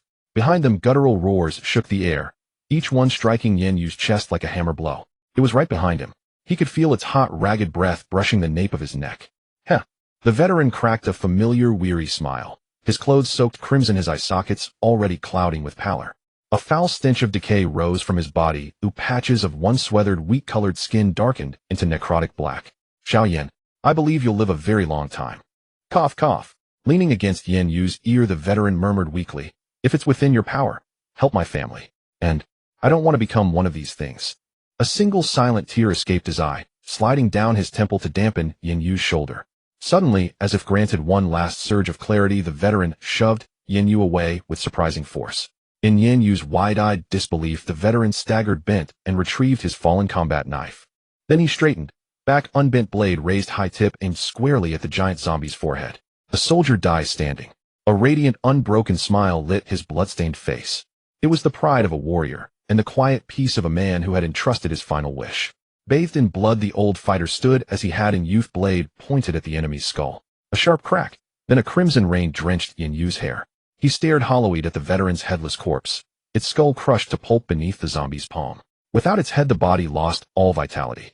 It stood motionless for a heartbeat, then collapsed backward with a heavy, lifeless thud. Cold, stay calm. Yan Yu shuddered uncontrollably, limbs locked in tremors. Before him, the giant zombie crouched low, its massive jaws tearing greedily into the veteran's headless form. For the first time, raw primal fear pierced Yan Yu's resolve. Run! He wiped away tears before they could fall, and fled, sprinting blindly toward the SUV, never looking back. The giant zombie remained engrossed in its grisly feast, unaware of the small, fleeing figure. Yan Yu could not betray the veteran's sacrifice. He had to survive. At the very least, he would not die here. VRROM. Yan Yu slammed into the driver's seat, turned the key, and ignited the engine. The zombie lifted its blood-smeared head, then charged, thundering toward the SUV. You will die, monster. Yan Yu's resolve hardened. His gaze swept over the beast, cold, venomous, before he stomped the accelerator and sped toward Unit 6. No matter how swift the zombie, it could not match the SUV's speed. After several sharp turns, Yan Yu left it far behind. He parked the vehicle and unlocked the veteran's apartment door. Everything remained as they'd left it. Food wrappers still scattered across the dining table. Though Yan Yu and the veteran had known each other only briefly, the veteran's kindness and straightforward honesty had given Yan Yu something he hadn't felt in years: genuine care. He had already earned a place, deep and irreplaceable, in Yan Yu's heart. The veteran had died saving him, and guilt weighed heavily upon Yan Yu. Yet in this merciless apocalypse, there was no luxury of mourning. Yan Yu fetched paper and pen, carefully recording the address the veteran had whispered. But an unsettling sensation began to creep through his body. Something was deeply wrong. He rushed back to his own apartment, locked the door behind him, and stumbled into the bathroom. Hands braced on the sink, he stared into the mirror, froze for a few seconds, then slid helplessly to the floor. He gazed blankly at the ceiling, agony mounting, sharp, insistent, unbearable. When did? Yan Yu murmured, unaware his pupils had begun to cloud with milky white. Blackened rot bloomed across his cheeks, and faint, unmistakable decay, the stench of the undead, rose from his own skin. Gritting his teeth, Yan Yu rose, splashed water onto his face, then placed the basin aside. He grabbed a towel, bit down hard, beads of sweat already glistening on his brow. With a roar, he smashed the mirror, then seized a jagged shard, stabbing it into his palm to stay awake. Again and again he slapped water onto his burning face. 5 or 6 minutes had passed since he'd entered the apartment. Through wave after wave of searing pain, Yan Yu clung fiercely to lucidity. You think you'll assimilate me? Go to hell. Guttural snarls tore from his throat as agony lanced through his skull. He endured, pushing past each torment, each collapse of will. Gradually the pain receded, softening, fading, withdrawing like a tide. Yan Yu collapsed onto the floor, gasping, inhaling great, greedy gulps of air. He felt his mind still intact, clear, and a faint, defiant smile touched his lips. Just this, eh? Before the words fully left his mouth, darkness swallowed him whole. Yan was an ordinary man. Yan was also an extraordinary man. He was born in a good era when Huaxiao was undergoing an unprecedented great reform. The people no longer suffered from hunger and homelessness as before. Correspondingly, the new era naturally brought forth many new opportunities. Some called it an age where the ground was strewn with gold. Yan came from a fairly respectable family background. His father was a veteran soldier. Though he held no official rank, he had truly gone to war for the nation and slain foreign enemies in the few campaigns to secure peace after the founding of New Huaxia. He was a genuine soldier. In those days the enemy was strong and we were weak. As Wang Han of the Tang dynasty once recited, how many warriors ever returned from the battlefield? To come back alive was the greatest fortune. His father was fortunate. The government treated their family well. In modern parlance, they were a glorious family entitled to government subsidies and assistance. His father was also unfortunate because the woman he married, Yan's mother, was a gambling addict. At first she was merely dragged along by some old friends to watch, but gradually, she joined in herself. With exposure to more and more forms of gambling, her hands seemed controlled, unable to stop. Perhaps on that one night the money she won from gambling exceeded the income her family earned from a month of growing wheat. By then she was already deeply ensnared. When Yan's father learned of this, he slapped her across the face. That was in his memory the first time his father had ever struck his mother. But that woman had gone mad. She could no longer stop. If forbidden to gamble, she would sneak off to do it. When she ran out of money, she took it from home. If refused, she would throw a fit. If that failed, she would borrow. Within a single year, the woman had not only gambled away all the family savings, but also accumulated a massive debt. During that time, Yan cried every day. In the blink of an eye, Yan had come of age. Logically, it was time for him to fulfill his own dream and his father's hope. He was to join the military, just like his father, to become a soldier, defending the nation and home. That woman had already fled, leaving behind debts. Yan could not bear to let his increasingly aged father shoulder the burden alone. He considered giving up enlistment to work as a migrant laborer. He wanted to help his father pay off the debts of that wretched woman. Just as years ago his father delivered a slap, this time directed at him. He was perplexed, furious, and sullen. At this most hot-blooded age the youth felt his pride trampled. Without a word he stormed out of the house and enlisted in the army. Even on the eve of his departure, he only called his father to inform him without bidding farewell in person. The military was brutal, the training harsh. Yan endured many grievances, but he gritted his teeth and persevered. Since his father wanted him to be a soldier, he would strive to be the best soldier possible. Having grown up in the countryside, Yan had little concept of money. His notion of abandoning enlistment to work and repay debts came merely from hearing that working outside could earn a lot. Likewise, his father had always told him since childhood, if you want to earn money, you must excel in whatever you do. Work hard, and the money will naturally come. So he would become the finest soldier. But before he could achieve that, news arrived from his hometown that his father was gravely ill and near death. Without waiting for official leave approval, he rushed back by train without stopping. He had not seen his father for a very long time. He prayed to the Bodhisattva that his youthful departure without a proper goodbye would not become the last meeting between father and son. Thankfully, he made it in time. He could scarcely connect the emaciated, withered old man before him with his usually spirited father. Yan collapsed beside the bed, weeping bitterly. In his cries were repentance for his youthful willfulness, resentment toward the woman who had fled, leaving debts, and boundless grief over his father's impending death. His father did not blame him. He only urged him to complete his military service and repeated the lesson he had taught Yan since childhood: though humble, never forget your duty to your country. National affairs came before family matters. His father had already repaid part of the debt. Stroking Yan's head, he confessed with guilt his failure as a parent, leaving debts for his son, even at death's door. Yan could only shake his head, weeping. The next day his father passed away. After arranging the funeral, Yan left the village. He never wanted to return to this place that brought him such sorrow. Yan continued serving in the military for some time. The world is full of helplessness. Life is not a movie. He did not become the best soldier, not even the best in his platoon. Yet he never forgot his father's teaching. Loyalty to the nation was deeply engraved in his mind. He was discharged from the army. He wanted to return to the coast and open a small shop of his own. Before that, he worked desperately in Shuzhong, where he had been stationed, scrimping and saving. Finally, in his early 30s, he cleared all the debts. While working, he met a girl. She was not particularly beautiful, but she was very understanding. They quickly grew close, began dating, and soon reached the stage of discussing marriage. The girl's family was well off, and her parents disapproved of their relationship. They looked down on Yan for having no parents and being past 30 with nothing to show for it. Yet meeting this girl might have been the greatest stroke of luck in his life. One woman had deeply wounded him in his life, though fortunately heaven granted him another to bring him happiness. The girl insisted she would marry no one but Yan, and Yan also rose to the occasion. He started from scratch in his coastal hometown, achieving modest success by running his own small shop. Finally, they gained the approval of the girl's parents and got married as they had wished. The following year they had a child, a boy very mischievous. Yan doted on him immensely, as if pouring the love of his deceased father onto his son as well. The family enjoyed a period of happiness together. This year, Yan's wife became pregnant again. Since she had not visited her parents' home for a long time, she took the opportunity to go early in the pregnancy so her parents could see her. Yan was too busy with the shop to leave, so his wife took their son and returned to Shuzhong first. Who could have known that such a thing would happen? Unheard-of monsters filled the entire city. Yan called his wife immediately. She said she was with her parents, had enough food, and was waiting for rescue. Yan felt relieved. Over the next few days, he kept in touch with his wife, who said the government would come to. Yan knew he was no longer young and lacked the drive for a struggle. He had come to terms with many things and simply waited for the government's rescue inside his home. Later, water and electricity were cut off, and the internet was gone. He could no longer reach his wife. Yan knew that in such a world, everything was up to fate. He only regretted not being able to stay by his wife's side. Even if death came, he wished they could be together. Unbeknownst to him, more than 10 days passed. Supplies were running low, and the government still hadn't arrived. However, he met an interesting young man named Yan Yu. He seemed to adapt quickly to the current environment. From his eyes, Yan saw a chance to survive. The young man was cautious, but Yan harbored no ill intent. They connected sincerely and became friends in a very short time. There was a considerable age gap between them, and they didn't know each other's stories, but amid this monster-infested backdrop, their bond was a rare and precious thing. Yan liked this young man very much.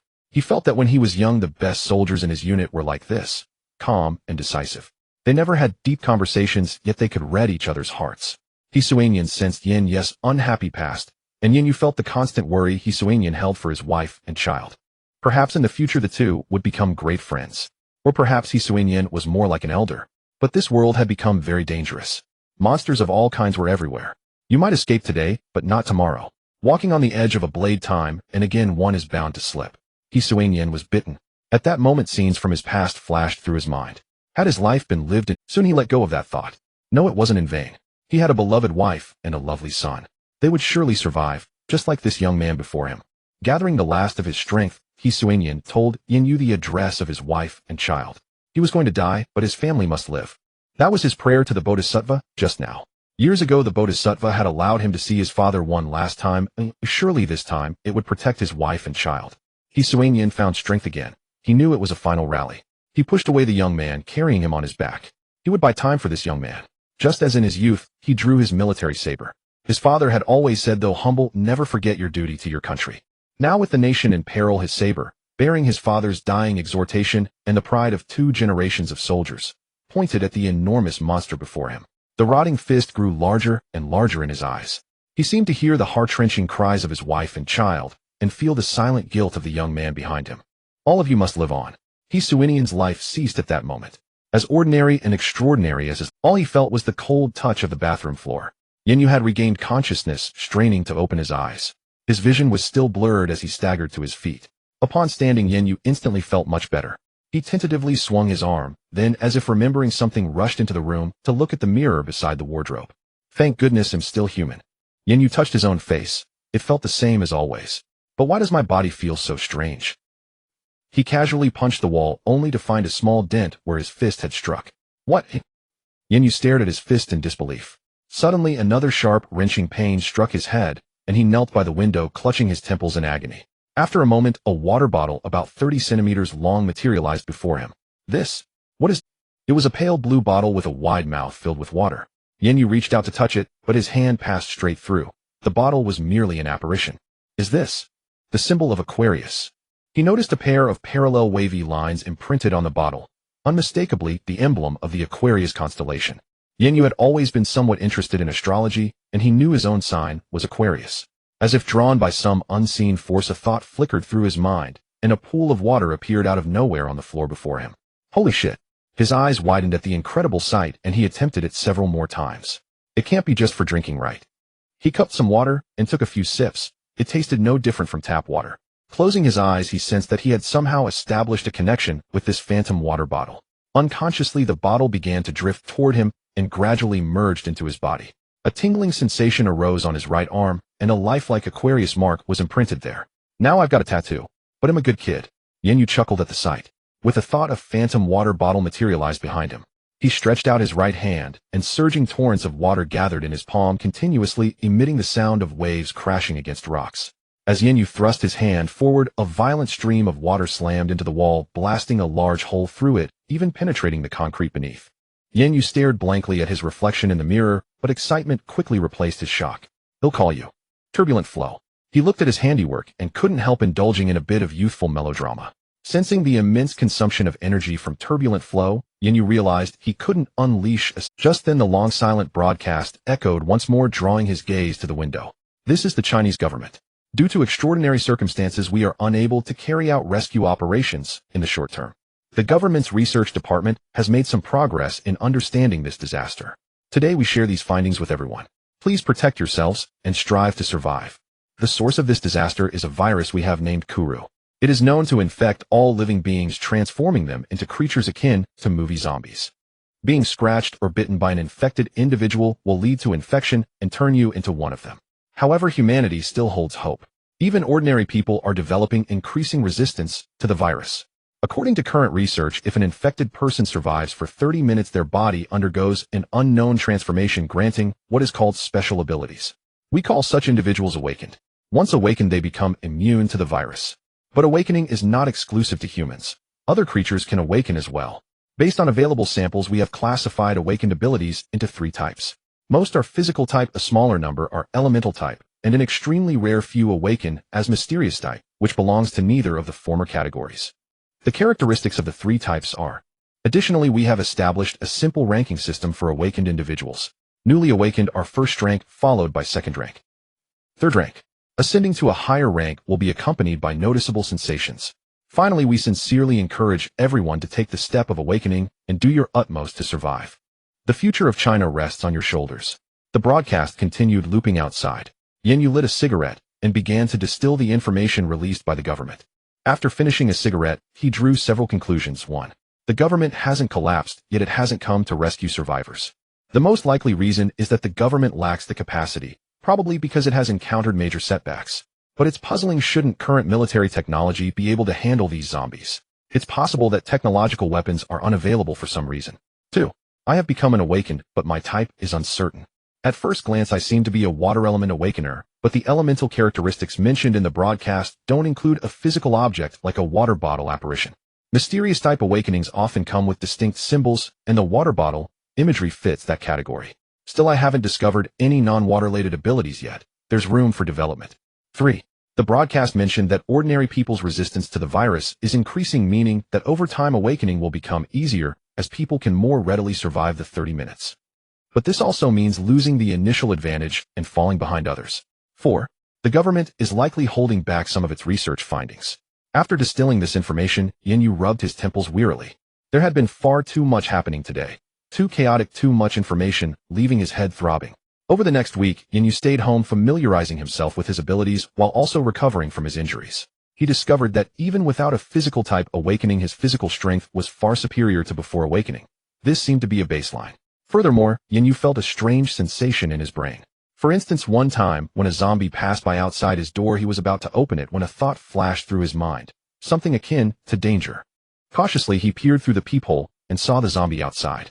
He speculated that this might be part of the Aquarius star spirit, ability similar to a sixth sense. This essentially confirmed that he belonged to the mysterious type awakening. The only question was whether it was solely the Aquarius star spirit or the awakening of the entire 12 star spirits. The thought of the 12 star spirits seemed almost absurd to Yan Yu. If that were the case, wouldn't he be the protagonist? In addition, Yan Yu had basically mastered the operation of the Aquarius star spirit within his body and even developed several variations. In truth, the emergence of awakening had fundamentally transformed Yan Yu's mindset.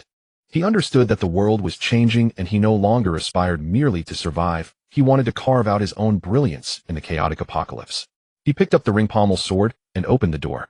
Outside, the sunlight bathed everything, just as bright as some scores need settling. Yan Yu walked towards the convenience store carrying the ring-headed knife. He did not recklessly drive his car. Although he had become an awakened, he was not foolish enough to be arrogant. In this apocalyptic world, humans and zombies change every day. No one knows how many zombies have awakened outside, so one must act with caution. Based on their brief encounter earlier, Yan Yu tentatively concluded that the giant zombie was a physical type of awakened. Since it was his first official confrontation with an awakened zombie, he had already formulated some plans. A roar. A massive and hoarse roar entered Yan Yu's ears.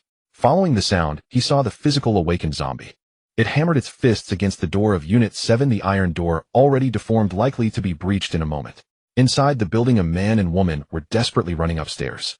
Unexpectedly, a bloodied and mangled zombie came running down from upstairs, instantly trapping the two in the stairwell. This scene was quite reminiscent of Yan Yu on the day of the apocalypse. Bang! Clang! The iron door was continuously slammed, becoming tattered and precarious. The couple wielding wooden sticks could barely hold their ground against the zombie rushing down from above, their faces already showing the color of despair. Finally found you, beast. Yan Yu ambushed from behind, delivering a heavy slash to the back of the physical awakened zombie.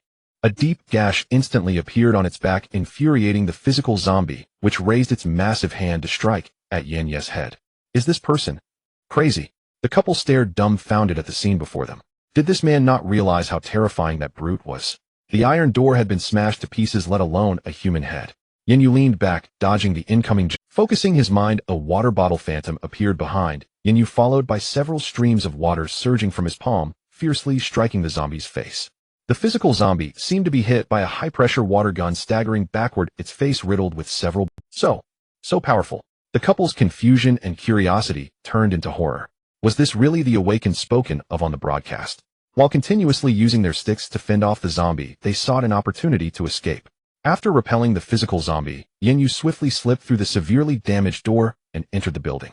The couple was startled when Yan Yu entered. Find a place to hide, or it will be your own fault if you die.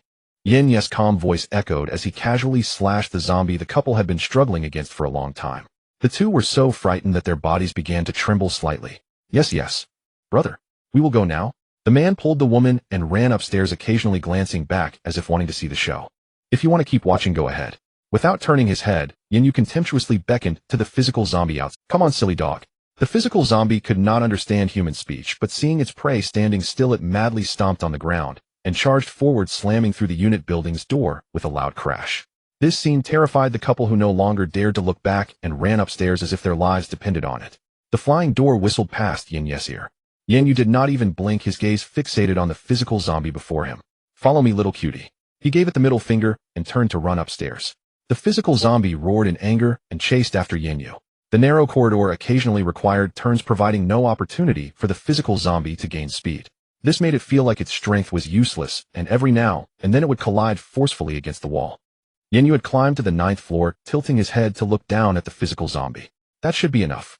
Calming his mind, Yan Yu deftly dodged at the moment the zombie charged up again, causing it to crash heavily against the wall once more. You really have endless strength. Now it's time for your head to blossom.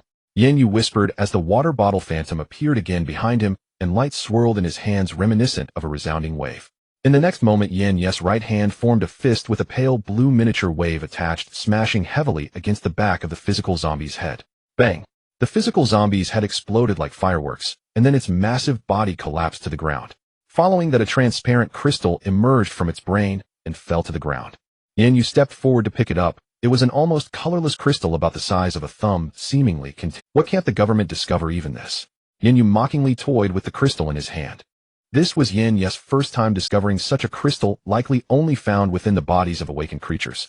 The government must have known about it long ago, but they simply did not make it public. Never mind for now. Yan Yu stuffed the crystal into his pocket, kicked the headless corpse on the ground, and gently closed his eyes for a moment. Consider this revenge for you, uncle. Rest in peace below. Yan Yu slowly opened his eyes, picked up the ring-headed knife from the ground, and gently stroked the handle.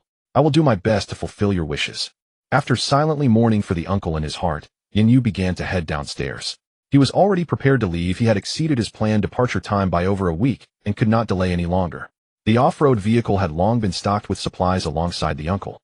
Now he just needed to grab a few things from home and could set off once he got in the car. Brother! Wait, brother!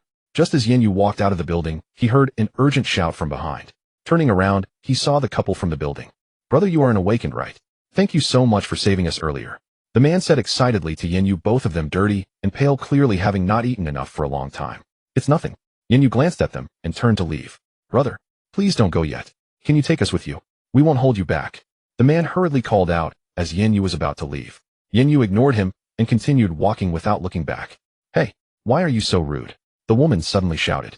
If you have the ability, you should help the weak more. Don't you understand the principle that the capable should work harder? Yan Yu stopped and turned to glare at the woman. The woman felt a chill under his gaze and quietly stepped back a couple of paces. Those who don't understand the situation will die quickly. Yan Yu casually twisted his neck and said, if you keep spouting nonsense, I'll chop off your head right away. The woman trembled at his words, but still wanted to retort. Just as she opened her mouth, she saw Yan Yu draw his knife and hurriedly shut her mouth. This time, Yan Yu did not look back and walked away. Yan Yu loaded the household belongings into the vehicle, stowing the gas tanks from several cars into the off-road vehicle's trunk in preparation for a long journey. The trunk and back seat were filled with supplies accumulated over this period, enough to sustain Yan Yu for an extended time. He closed the car doors, settled into the driver's seat, and lit a cheesy cigarette. The streets were strewn with roaming, howling zombies and bloodstains everywhere, bearing the marks of desolation. Yan Yu sat in the off-road vehicle, smoking, as if detached and transcendent. This seat should have belonged to that middle-aged man who laughed heartily from time to time. He would light a cigarette with Yan Yu, clench it between his teeth, and drive the off-road vehicle out of the neighborhood. His driving skills were truly superb. Yan Yu would recline securely in the passenger seat, half closing his eyes in lazy repose. Perhaps during the long nights of the journey, they would for the first time reveal their past to each other, perhaps becoming close friends across generations. But now Yan Yu was alone again. He gently rolled down the window and tossed the cigarette butt outside. A faint melancholy lingered around him. This departure signified that Yan Yu had made up his mind and harbored ambition. On this long, indefinite road ahead, he could not foresee his own end. At that moment, hesitation crept back into Yan Yu's heart. The scene of the elder's tragic death flashed before his eyes again. Enough. He abruptly stepped on the accelerator. He should no longer be troubled by the past. Yan Yu resolved to seize his own voice in this apocalypse, no longer lamenting the passing of life due to helplessness. With the roar of the engine, the off-road vehicle swiftly traversed the neighborhood. Yan Yu had scouted the area earlier. The back gate was open. The car exited the compound, and he turned the steering wheel toward the national highway. The speeding off-road vehicle instantly drew the attention of zombies on the street.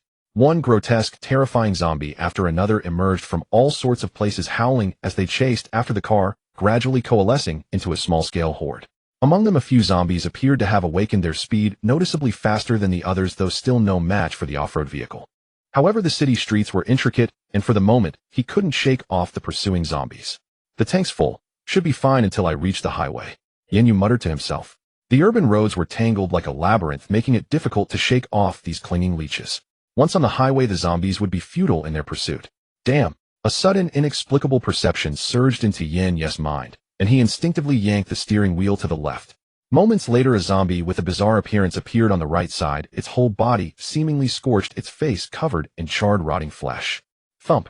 Following that, a wave of searing heat struck as a fireball smashed into Yan Yu's original path, instantly leaving the road blackened and cracked. The charred-looking zombie had its mouth wide open, sparks occasionally spitting from its lips. Yan Yu quickly floored the accelerator, not easing until the zombie disappeared from the rearview mirror. He breathed a sigh of relief. Damn, a little fire-breathing dragon. Yan Yu became even more alert. The outside world seemed far more perilous than he had imagined. He had barely driven for a short while before encountering a fire element awakened zombie. Come to think of it, he had never encountered any other awakened beings. For now it appeared that the proportion of awakened zombies far exceeded that of humans. After nearly an hour of driving, Yan Yu finally reached the national highway. Several times during the journey, he narrowly escaped being surrounded by zombie hordes thanks to his caution and the aid of the Aquarius spirit's sixth sense. After several hair-raising escapes, he finally shook off those zombies. Driving without using your brain is such a relief. Yan Yu merged onto the highway. It was a clear straight road ahead, no more twisting and turning. If my guess is correct, I shouldn't be late. Yan Yu glanced at the rapidly retreating scenery outside the window, lost in thought, then continued driving toward his destination. In the blink of an eye, it was the next day. Yan Yu drove, intermittently stopping for occasional rests, and his spirits remained fairly high. Along the way, after some hesitation, Yan Yu swallowed the transparent crystal that had dropped from the flesh-sensing zombie's brain, but he felt no noticeable reaction. For the time being, he had to let it go. Yan Yu's destination was drawing near, the Deer City Military Army. This was the regular garrison of the Deer City Military. If the local government had fallen or fled, the army would certainly have followed suit. Given the suddenness of the outbreak, the armory housed ammunition and equipment. The military always kept firearms on hand. It was highly likely that guns, bullets, military vehicles, and other premium post-apocalyptic gear remained.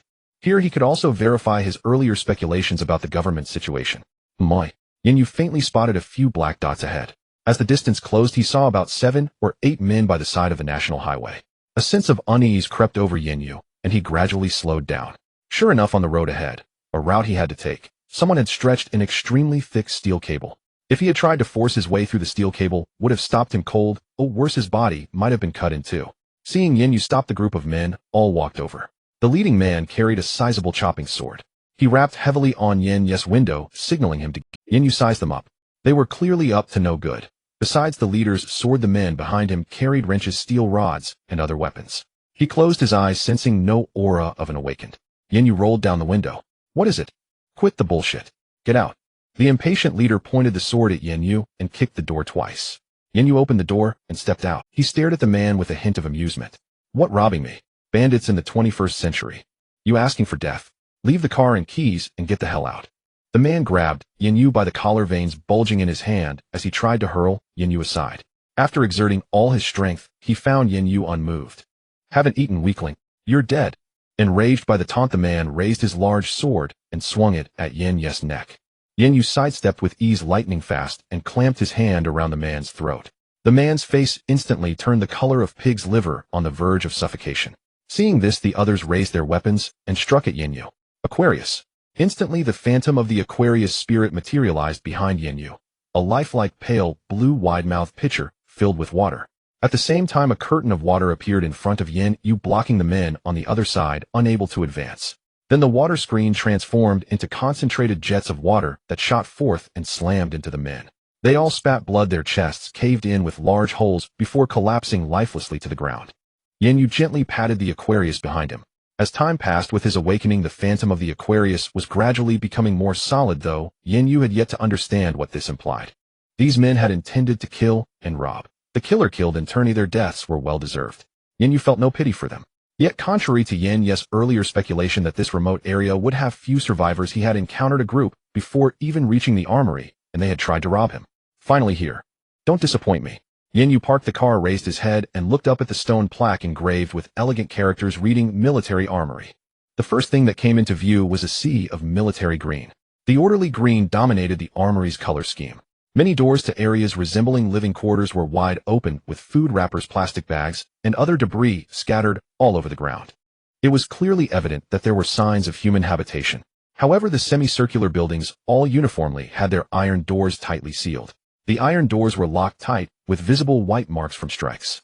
With so much trash, the scale of survivors here must be considerable. Yan Yu frowned, which was quite different from what he had expected. The armory was located in a remote area with few residences nearby. How could there be a sizable group of survivors encamped here? What's worse, if this place had already been claimed, then the military equipment Yan Yu wanted would have been long since looted. Considering that the survivors in the buildings might possess firearms, Yan Yu had to be cautious. He quietly moved along the wall, arriving beside a large tree. Relying on his physical prowess as a first-rank awakener, he climbed the tree with a few agile moves and observed the survivors from above. By afternoon, people began to emerge from the buildings one after another. The survivors seemed to be in decent condition, but their subsequent actions puzzled Yan Yu. They picked up various standard-issue weapons and began attacking the tightly locked iron doors, though with minimal effect. These iron doors seemed to be more than just ironed. There might be special materials involved. It doesn't look like they have fire. Yan Yu propped his chin with his palm, watching thoughtfully as the survivors below kept pounding on the iron doors. In the apocalypse, instead of seeking food and water, they've all become blacksmiths. There must be a reason. Looking at the weapons in their hands, Yan Yu suddenly thought of something. Judging by the current situation, the military had already left. The residual traces on the ground and the unburied corpses indicated that there had likely been a fight with zombies before their evacuation. The military had evacuated in haste and couldn't take all their weapons. But fearing that later arrivals would seize these arms and crown themselves kings, they had locked the armory. Makes sense. Yan Yu snapped his fingers. This explanation was the most logical. In that case, there was no need for him to play monkey in the tree anymore. He could just deal with the people below directly. With that thought, Yan Yu prepared to jump down. But at that moment, a strange sensation filled his mind, as if guided by something. Yan Yu looked up toward the entrance of the armory and saw two people walking in, one behind the other. The one in the back was a young woman with a delicate face, wearing a pair of black round-rimmed glasses.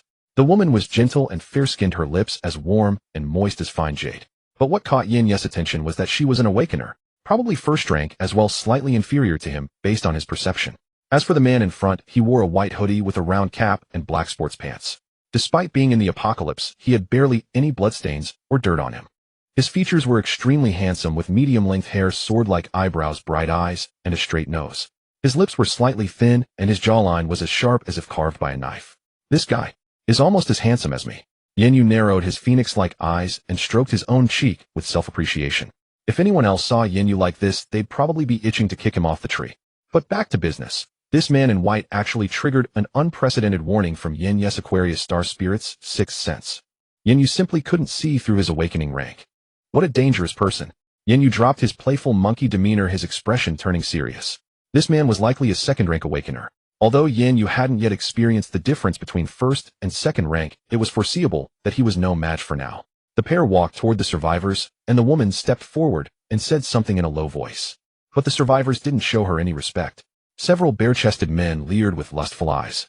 A bearded man, seeing only a pretty-faced boy accompanying her, reached out to grab the woman. Swoosh! The sound of something sharp, piercing flesh rang out.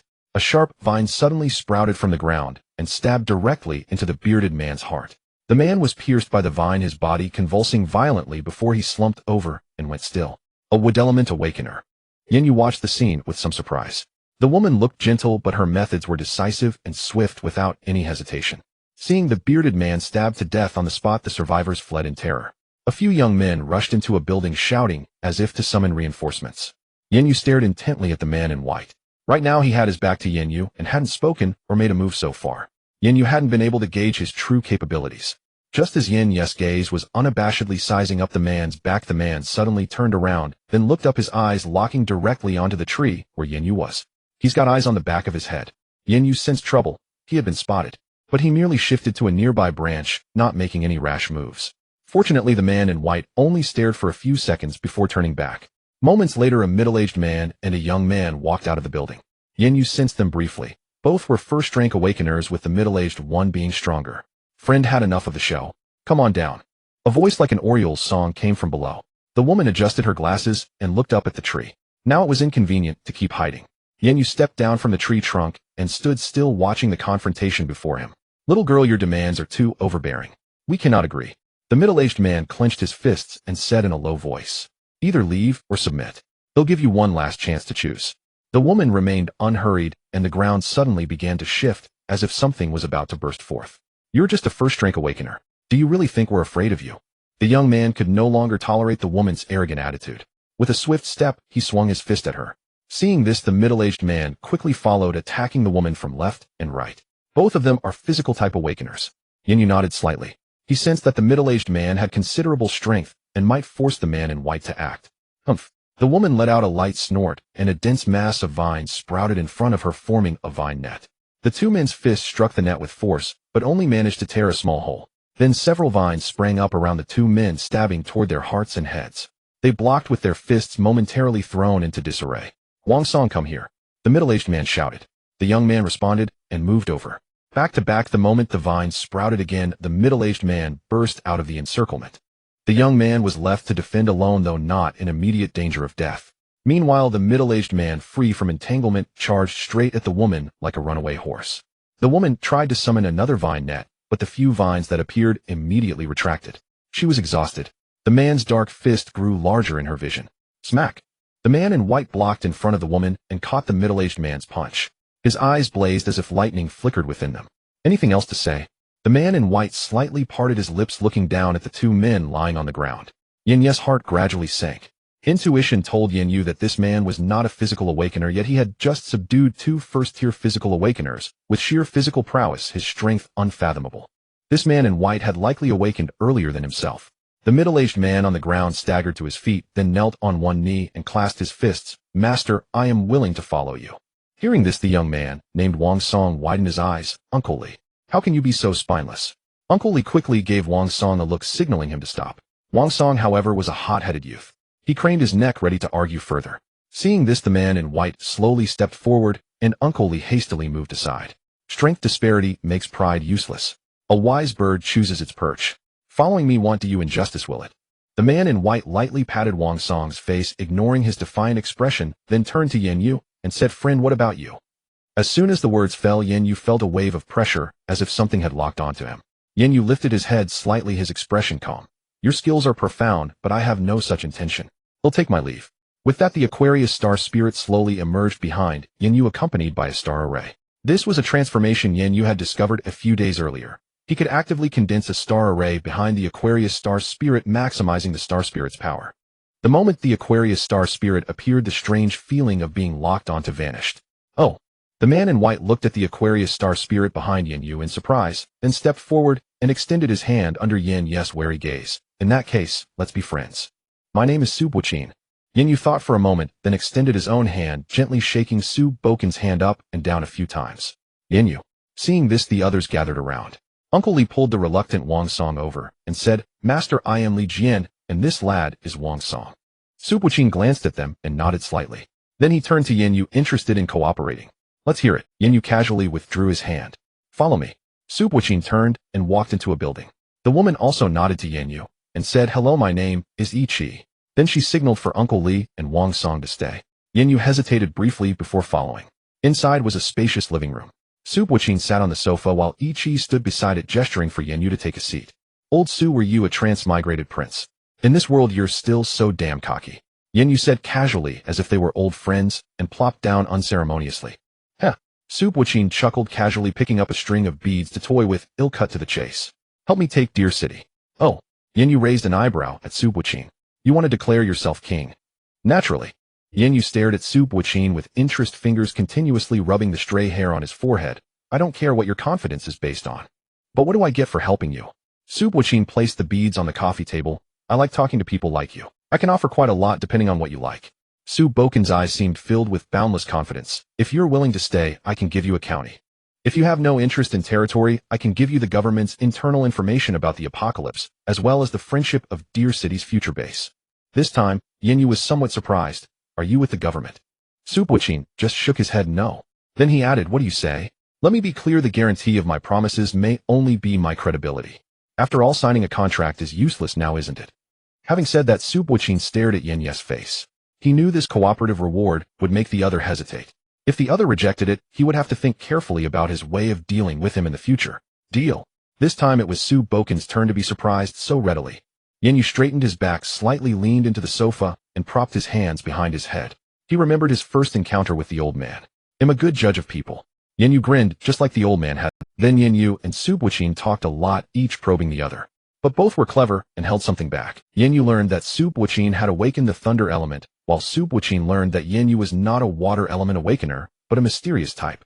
Additionally, Su Buqin had come for the military's firearms, After all, awakeners were still few and firearms posed a great threat to both other survivors and zombies. And the locked buildings in the armory, as Yan Yu had guessed, were where the firearms were stored. Moreover, Su Buqin revealed some information that confirmed Yan Yu's earlier suspicions. All high-tech weapons on Earth had become unusable for unknown reasons, and a large number of firearms had also been damaged. This was why the government had been slow to dispatch military rescue. Yan Yu also asked Su Buqin about the crystals, and Su Buqin only said, "They are supplementary. What's more important for cultivation is enlightenment." This made Yan Yu even more curious about Su Buqin's background. He claimed not to be with the government, so how did he know so much insider information? The next day, Yan Yu and Su Buqin stood before a locked iron door. Yan Yu had a cigarette in his mouth and casually offered one to Su Buqin, but that cocky bastard refused.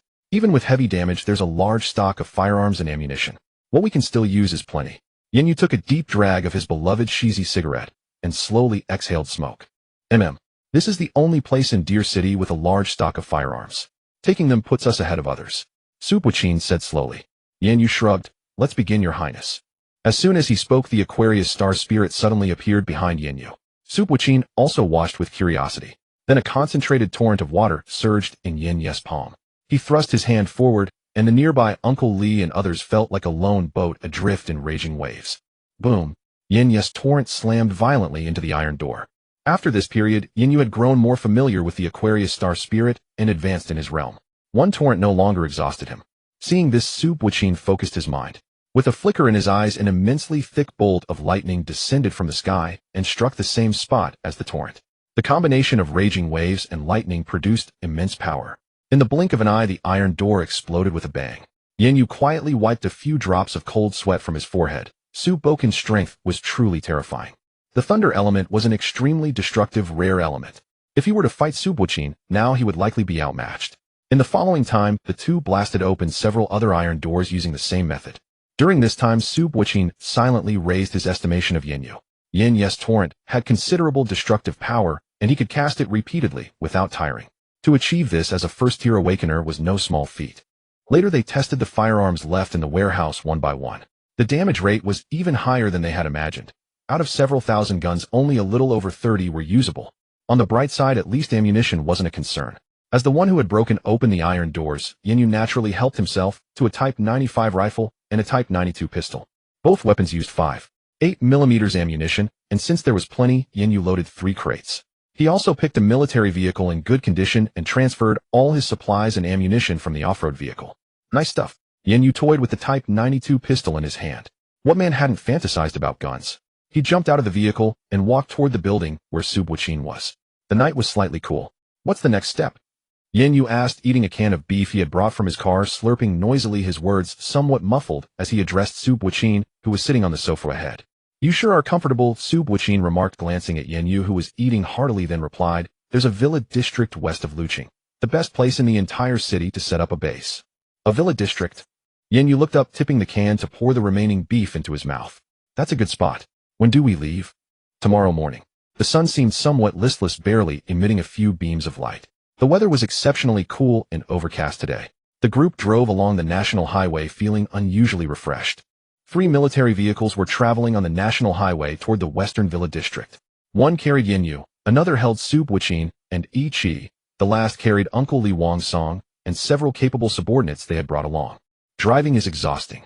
Yan Yu kept both hands off the steering while only occasionally moving it to adjust direction. He had never felt such an urgent need for someone else. He really wanted a driver. Screech. Su Buqin's vehicle came to a halt, followed by Uncle Lee's. Seeing this, Yan Yu gradually stepped on the brake, stopping behind the 2 cars. "So we have to fight again. What a hassle." Yan Yu opened his car door. Behind them, about 20 or so unidentified birds had been following the convoy persistently. These birds varied in size, but they all shared the same appearance. Their feathers and wings were deeply ulcerated, their bodies decayed and dark except for their beaks, which gleamed with sharp flowing light, still exceptionally deadly. "Sir, should we use the guns?" Uncle Lee asked, tentatively bowing. "What? As soon as you follow your master, you covet the firearms." Yan Yu sneered, closed the door, and stood opposite the approaching zombie bird flock. "No need." Su Buqin glanced at Uncle Lee. Hearing this, Uncle Lee quickly stepped back, his head deeply bowed, his expression unreadable. Yan Yu looked at Su Buqin, and the latter's gaze met his. Both nodded in unison. Communication between 2 intelligent people could be just a single glance. Uncle Lee clearly knew that firearms still posed a significant threat to awakened individuals at this stage, and Subwichin would never distribute them for extensive use. Yet Uncle Lee still asked, trying to gradually test and gain control over the weapons. This alone showed that Uncle Lee had many schemes in mind. "You haven't awakened, so stay inside." Wang Song said a few words to the others in the vehicle, then leapt out of the car with a single bound. 5 awakened individuals stood in the middle of the road as dozens of zombie birds flew closer and closer. Taking advantage of this, Yan Yu sensed the strength of the zombie bird flock. The 7 or 8 at the front were all first-rank awakened. Wang Song paid no heed. He leaped onto the car roof, then sprang upward with great force, grabbing a zombie bird by the neck in midair and tearing it apart completely. Uncle Lee followed suit. Both physical-type awakened fighters could only engage in this relatively passive manner. Ichi rapidly grew numerous vines around her, then thrust them one by one into the airborne flock. However, the zombie birds were incredibly fast, scattering in all directions to evade the vine's assault. Still, a few failed to dodge in time and were impaled on the spot, falling to the ground. Yan Yu and Subwichin targeted the awakened zombie birds directly. Subwichin wove a net of lightning and swept his hand, scattering the flock. He then condensed a thick bolt of lightning that struck a first-rank zombie bird with blazing speed, charring it black and sending it tumbling lifelessly to the ground. Yan Yu refused to fall behind. A stream of water encircled and sealed off a first-rank zombie bird's movement, followed by a precise torrent that struck the bird's head, shattering it instantly. "Let's finish this quickly." Yan Yu muttered. A massive water curtain appeared and then exploded. The water created by the Aquarius constellation spirit clung to the zombie birds like relentless maggots. Seizing the opportunity, Subwokin's interwoven lightning charged into the bird flock with terrifying momentum. Cracking sounds burst from the zombie birds and piles of charred remains rained down from the air. Yan Yu swiftly moved forward, collecting all the crystals from the fallen first-rank awakened zombie birds. He picked out half and tossed them to Subwichin. "Here, your share." Subwichin nodded, pocketed the crystals, and waved his hand forward to the group. "Move on." It was late at night. The 3 vehicles parked by the national highway. Traveling at night was not advisable, so it was time for everyone to rest. It was already the dead of night, but Yan Yu found himself unable to sleep. Leaning against the window, he gazed at the countless twinkling stars in the sky, feeling an indescribable sensation. Suddenly, the Aquarius constellation spirit appeared behind Yan Yu along with the star array. The star array began to rotate slowly. Yan Yu felt as though he had established some connection with the stars above, and a power he had never known gradually emerged within his body. The star array of the Aquarius constellation spirit spun faster and faster. Yan Yu saw faint starlight shimmering on his skin, a pale yellow-white radiance covering his entire body. Light flowed over Yan Yu's form. This strange energy traveled ceaselessly through him. Although startled, Yan Yu quickly composed himself.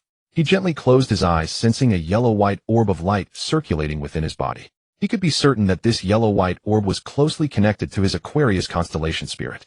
Yan Yu continued to calm his mind. The yellow-white radiance gradually emerged from his body, and under his perception and guidance it slowly appeared above his right palm. The orb was intangible, contact with it brought no sensation.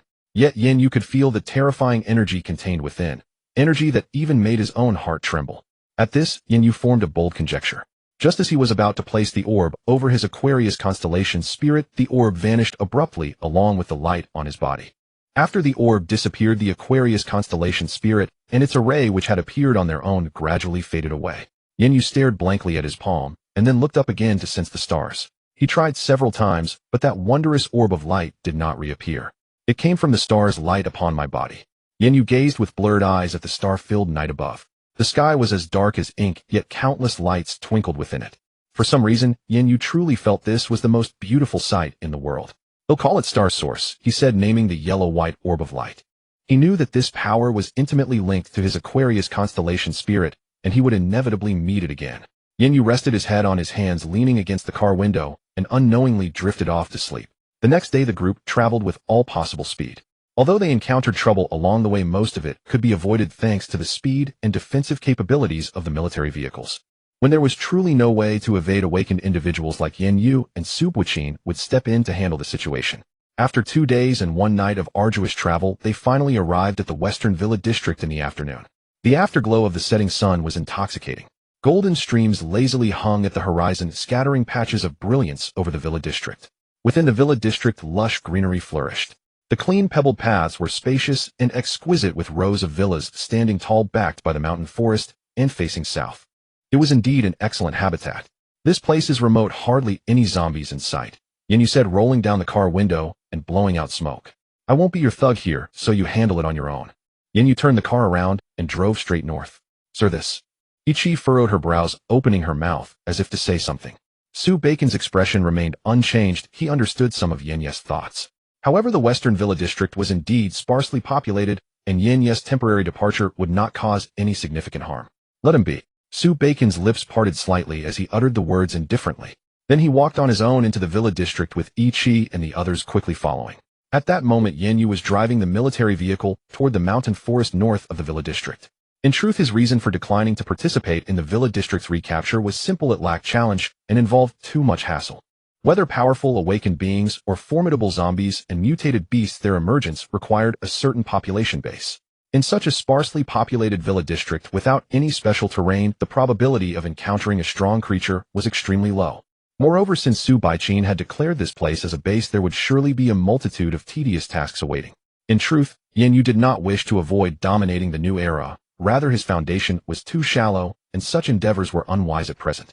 He lacked absolute strength, had no trusted confidants, and possessed no reliable sources of information. Thus, Yan Yu's current path diverged from Su Baicon's. Su Baichin could already establish a foothold, while Yan Yu still needed to venture outward. Casting aside these thoughts, Yan Yu accelerated. He wanted to reach the mountain forest north of the villa district to fight and familiarize himself with his abilities. Compared to Su Baichin, his advantage now lay in his solitary existence, giving him ample time to improve himself. Chirp, chirp. As soon as he entered the forest, Yan Yu heard strange calls. The calls resembled those of monkeys, but unlike the sharpness of monkey cries, these were somewhat hoarse, as if the throat of some creature had been ruptured. Yan Yu got out of the car, deliberately lightening his steps. He felt the strange calls drawing nearer. Chirp. A cry sounded right beside him, and then Yan Yu heard a rush of wind near his left ear. He instinctively leaned back to dodge, but his ear was still grazed. Yan Yu gently touched his ear. A few drops of fresh blood appeared on his hand. Yan Yu focused his gaze. On the tree stood a monkey covered in festering sores, its throat split wide open just as he had imagined. The rotting body exuded a faint stench. This was clearly a zombie monkey infected by the virus. Not yet awakened, but pretty fast. Yan Yu's eyes darkened. He gripped his ring pommel sword and charged straight at the tree. Seeing this, the zombie monkey sidestepped, attempting to evade Yan Yu's blade. As if expecting this, Yan Yu twisted his body in midair and slashed horizontally at the zombie monkey, severing its head in one swift stroke.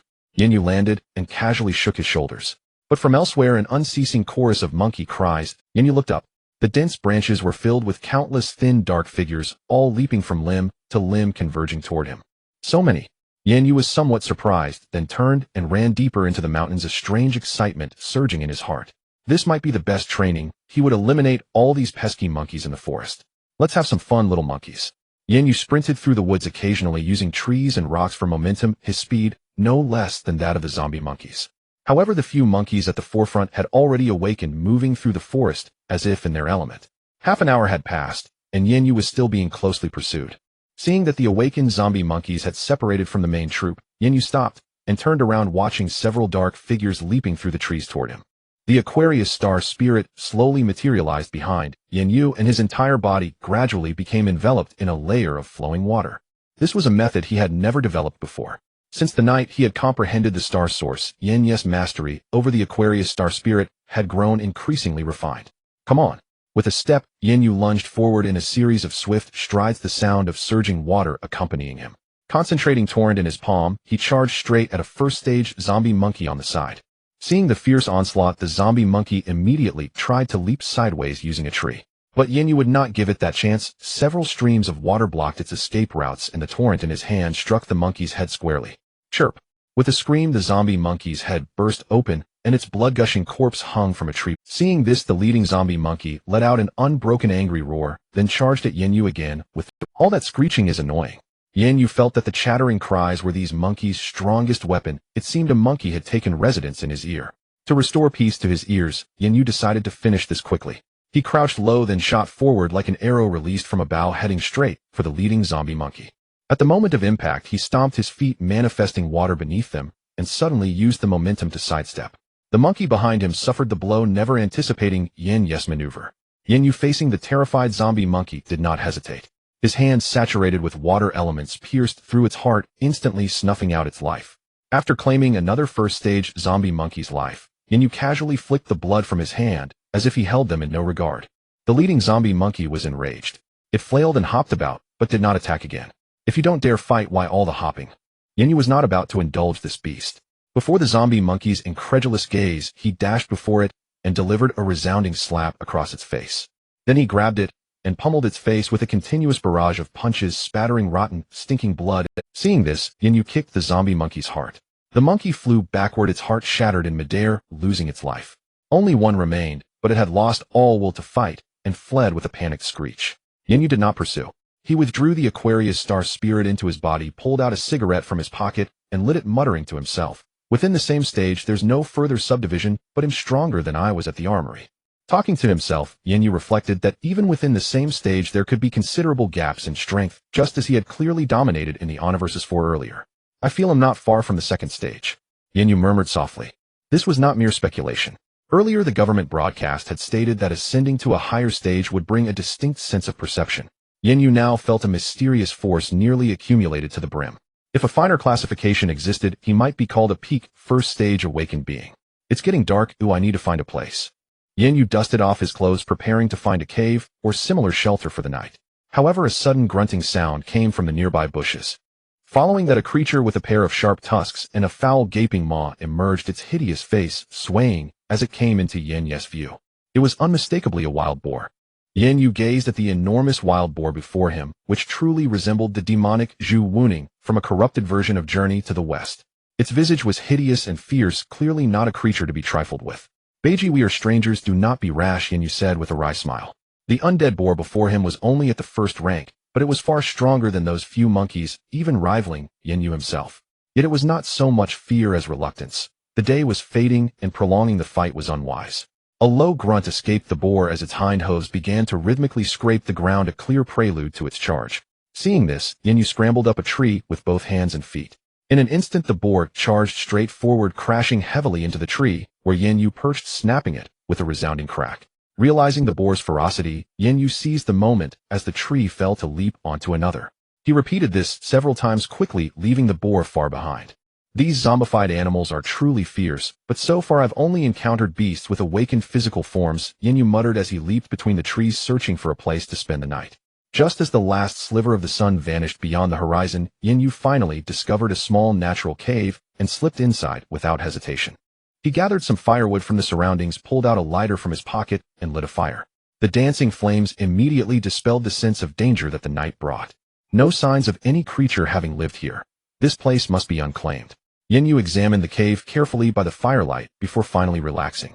The cave was well positioned, sufficiently concealed, yet offering a broad view, allowing him to detect any movement outside in good time. Feeling no drowsiness, yet Yan Yu sat cross-legged on the ground, gazing up at the starry sky. Tonight was not a night of a star-filled canopy. Ever since that starry night, Yan Yu had been unable to sense the power of the star source. As was his habit, he closed his eyes and focused, hoping to rediscover that sensation from before. After a long while he sighed, still no luck. A flicker of disappointment crossed Yan Yu's face. With a thought, he summoned the Aquarius star spirit from. Now it was different from its first appearance. The Aquarius star spirit had become a tangible entity, and when Yan Yu's palm touched it, a peculiar coolness emanated. As if possessing a will of its own, the Aquarius trembled slightly, seeming to delight in Yan Yu's touch. Aha! Yan Yu chuckled, intrigued, and began to playfully tease his star spirit further. Suddenly the Aquarius star spirit began to fade and grow dim. At the same time, alarm bells rang in Yan Yu's mind. The star spirit's sixth sense was working frantically as never before, and his heart started to tremble involuntarily. Voila! Yan Yu felt as though something was watching him. He stood up slowly and paced step by step toward the cave. When he was about a meter from the entrance, the fire that had been blazing inside the cave extinguished with a soft whiff. Darkness engulfed the surroundings, leaving only the faint moonlight to provide a meager visibility. The unease in Yan Yu's heart grew stronger. The sixth sense kept screaming warnings, and he instinctively took a few steps back. But at that moment, a pair of pale golden eyes appeared in the darkness before him, staring directly at his location. Frightened, Yan Yu strained to make out the creature's features in the dim moonlight. Its pale golden eyes contained distinct dark blue vertical pupils. The creature was tall, about 3 meters, and he could vaguely discern a humanoid form. Its skin was extremely rough and dark, indistinguishable in the night. On its head grew a peculiar triangular fleshy crest, exuding an eerie aura. Yan Yu quickly averted his gaze and held his breath, hoping the creature would not notice him. From that brief sensing, he could already gauge its formidable strength. It was undoubtedly the most terrifying creature Yan Yu had ever encountered. perhaps the closest he had ever been to death. After a moment, hearing no movement, he cautiously lifted his head. Before him was nothing but darkness. The pale golden eyes had vanished. Relieved, Yan Yu began to breathe the fresh air of the cave again. Thank goodness. He steadied his nerves and realized that his back was drenched in cold sweat, a testament to his earlier tension. Fortunately, that terrifying eerie creature seemed uninterested in him.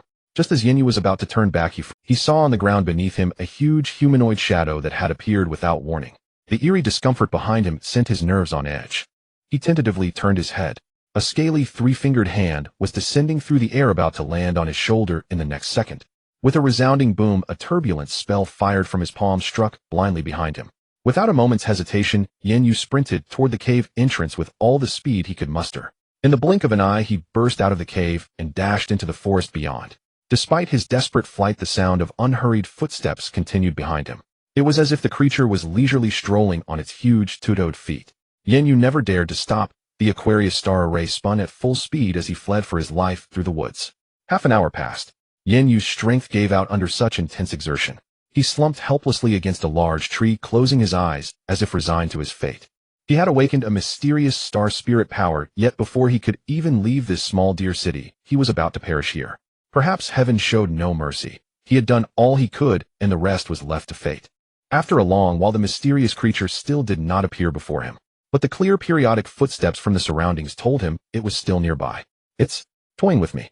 A surge of helpless anger welled up in Yan Yu's heart, but it was quickly overcome by a fierce will to survive. Since heaven had given him a chance to escape, it meant he had not yet exhausted his options. Yan Yu seized the opportunity to recover his strength. His heavy breathing and slightly racing heartbeat betrayed his tension and pressure. The distinct footsteps occasionally sounded from somewhere enough to drive an ordinary person mad under such stress. But Yan Yu simply closed his eyes, striving to regain power to increase his chances of escape. Another half hour passed. Without hesitation, Yan Yu got to his feet and continued his flight out of the forest. The entire night was like this for him. Flee, recover, flee again. That night was the darkest moment of his life, with the suffocating sound of footsteps always echoing in his ears. Sometimes it was accompanied by unintelligible murmurs tinged with what seemed like a trace of mockery. Yan Yu was toyed with like an ant for an entire night. Not until the first rays of dawn spilled into the forest did Yan Yu finally step out of the woods. At that moment, the footsteps that had followed him all night vanished. Yan Yu collapsed to the ground. After a whole night of high-intensity flight and forced recovery, he could no longer muster any strength. His clothes were completely soaked with cold sweat. After resting a while, Yan Yu swayed as he tried to stand. His vision went black, and he fell to the ground once more. Opening his eyes, the sun hung directly overhead. It was clear that Yan Yu had been unconscious from early dawn until noon. Yan Yu rose from the ground, feeling that his strength had recovered considerably. After a night of intense continuous recovery and consumption, Yan Yu still felt somewhat depleted. Lucky me, no beast decided to pick me up for a meal. Yan Yu spoke lightly, but inwardly he was secretly relieved.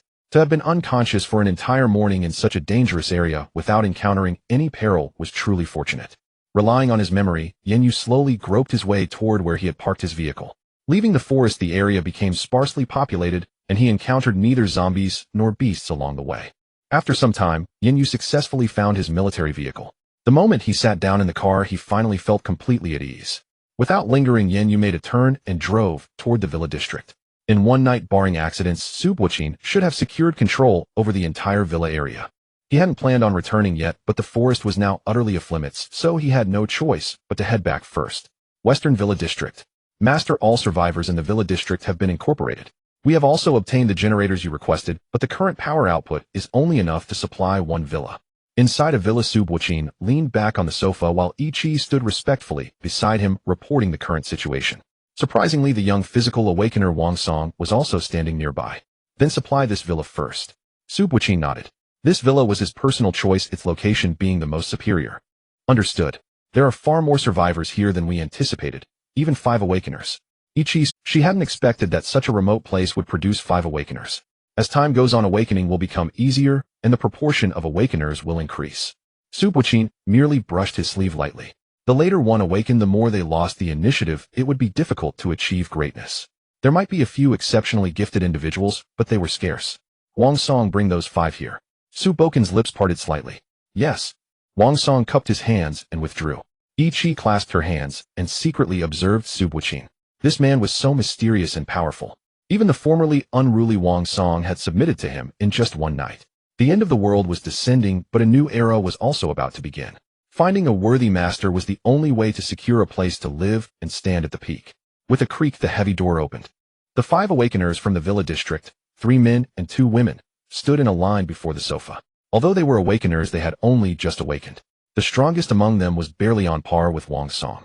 Having witnessed Su Boken's methods the night before, they now dared not even breathe loudly. You are familiar with the survivors here. Divide into 5 teams, each led by one of you. Su Boqin leaned back on the sofa, his voice carrying an irrefutable solemnity. All 5 of you will report directly to Ichi. Yes, master. The 5 quickly cupped their hands. Su Boqin waved, and they followed Wang Song out. Quite the show, old Su. Yan Yu swaggered in through the main entrance and plopped down on the sofa opposite Su Boqin, grabbing biscuits from the table and munching away. The 5 survivors about to leave were all dumbfounded. This was the first time they had seen anyone act so casually in front of that master. Even Ichi, who seemed to be his confidant, always stood respectfully to the side. How could she cross her legs on the sofa and eat biscuits like this man? Back. Su Boqin seemed accustomed to this, but unlike others, he could sense Yan Yu's exhaustion. Yan Yu responded with a casual grunt. Su Boqin continued, just in time. I have something to discuss with you. Come inside. With that, he rose and entered the adjacent study. Yan Yu was reluctant, but couldn't refuse. He dawdled and followed.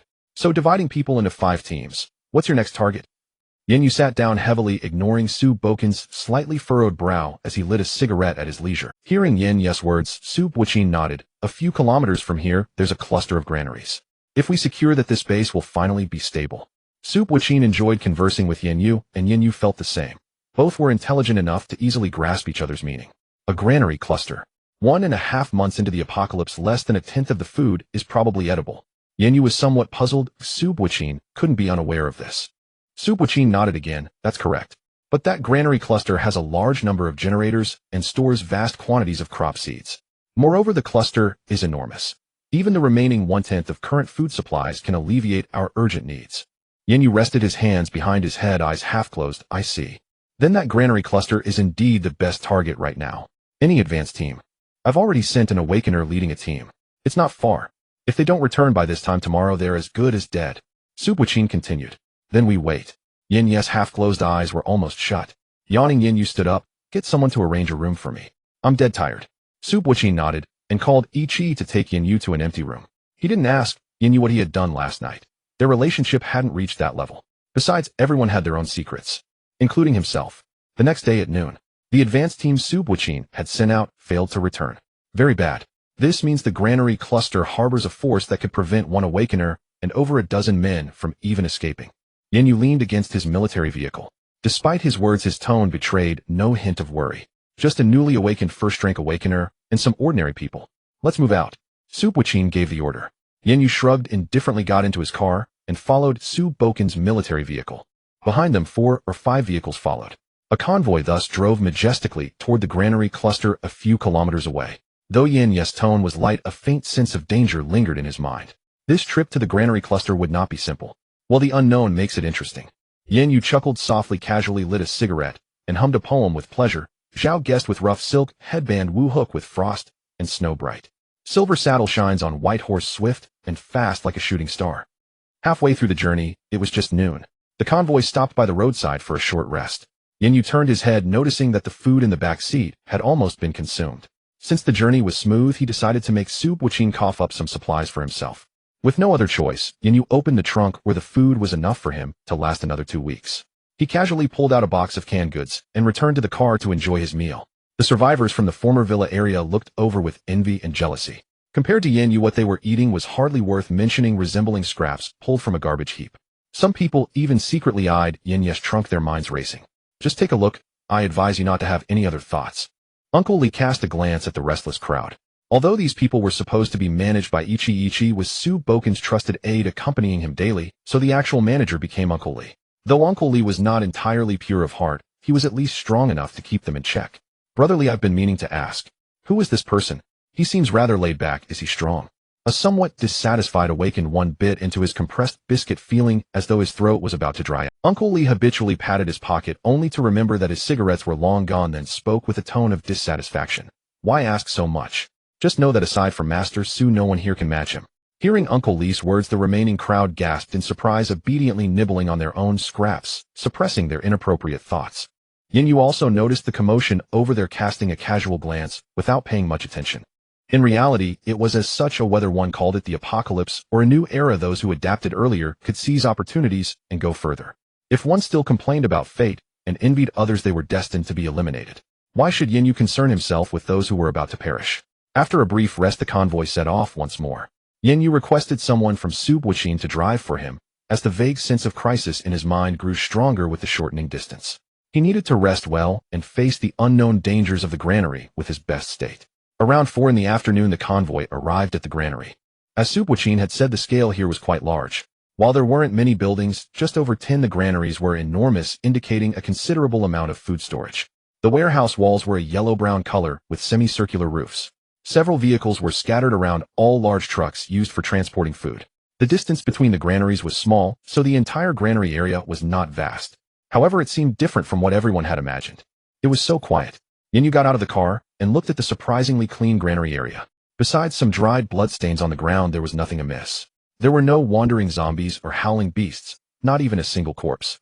It was too strange. What do you think? Subwachin walked over to Yan Yu, his brow slightly furrowed, refraining from recklessly sending people inside. The lake is calm, but the depths stir, ripples rise to create waves. Yan Yu, boasting about his literary prowess, couldn't help but show off a mischievous expression appearing on his face. Subwachin merely glanced at Yan Yu without commenting, then continued, hiding and lurking the actions of the weak, what is there to fear? As soon as he finished speaking, he took the lead, and the others quickly followed. TCH. Yan Yu quietly scoffed, realizing that Subwachin was just as eloquent as himself, by saying that he had turned himself into a timid coward. Yan Yu went to the back seat and quietly tucked the 92 pistol into his pocket. The group quickly opened several granaries, first arriving at the one storing fresh produce. Such granaries were usually cold storage and came with generators, so there was a chance the fresh produce had not spoiled. However, after opening several cold storages, they found them completely empty. Only some remnants remained on the ground. Such large cold storages, and there were several of them, should have contained a vast amount of food, yet only some scraps were left on the ground. There are only two possibilities: either it was taken away or consumed. Yan Yu picked up some scraps from the ground, barely recognizing them as remnants of fish and shrimp, but they were completely spoiled. It's highly likely they were eaten, Subwachin added. Wang Song's eyes widened in disbelief. Eaten? What kind of giant beast could consume so much food in over a month? It doesn't have to be a giant beast, it could also be a pack of creatures, Yan Yu replied nonchalantly. Let's go to the rice granary. Oh, we can't deduce much here. Subwachin nodded, and the group proceeded toward the rice granary. Although it was called a rice granary, it also stored a large quantity of coarse grains. These foods had a much longer shelf life than fresh produce, and were one of the group's main objectives. The rice granary was even larger than the fresh produce storage, containing an astonishing amount of food.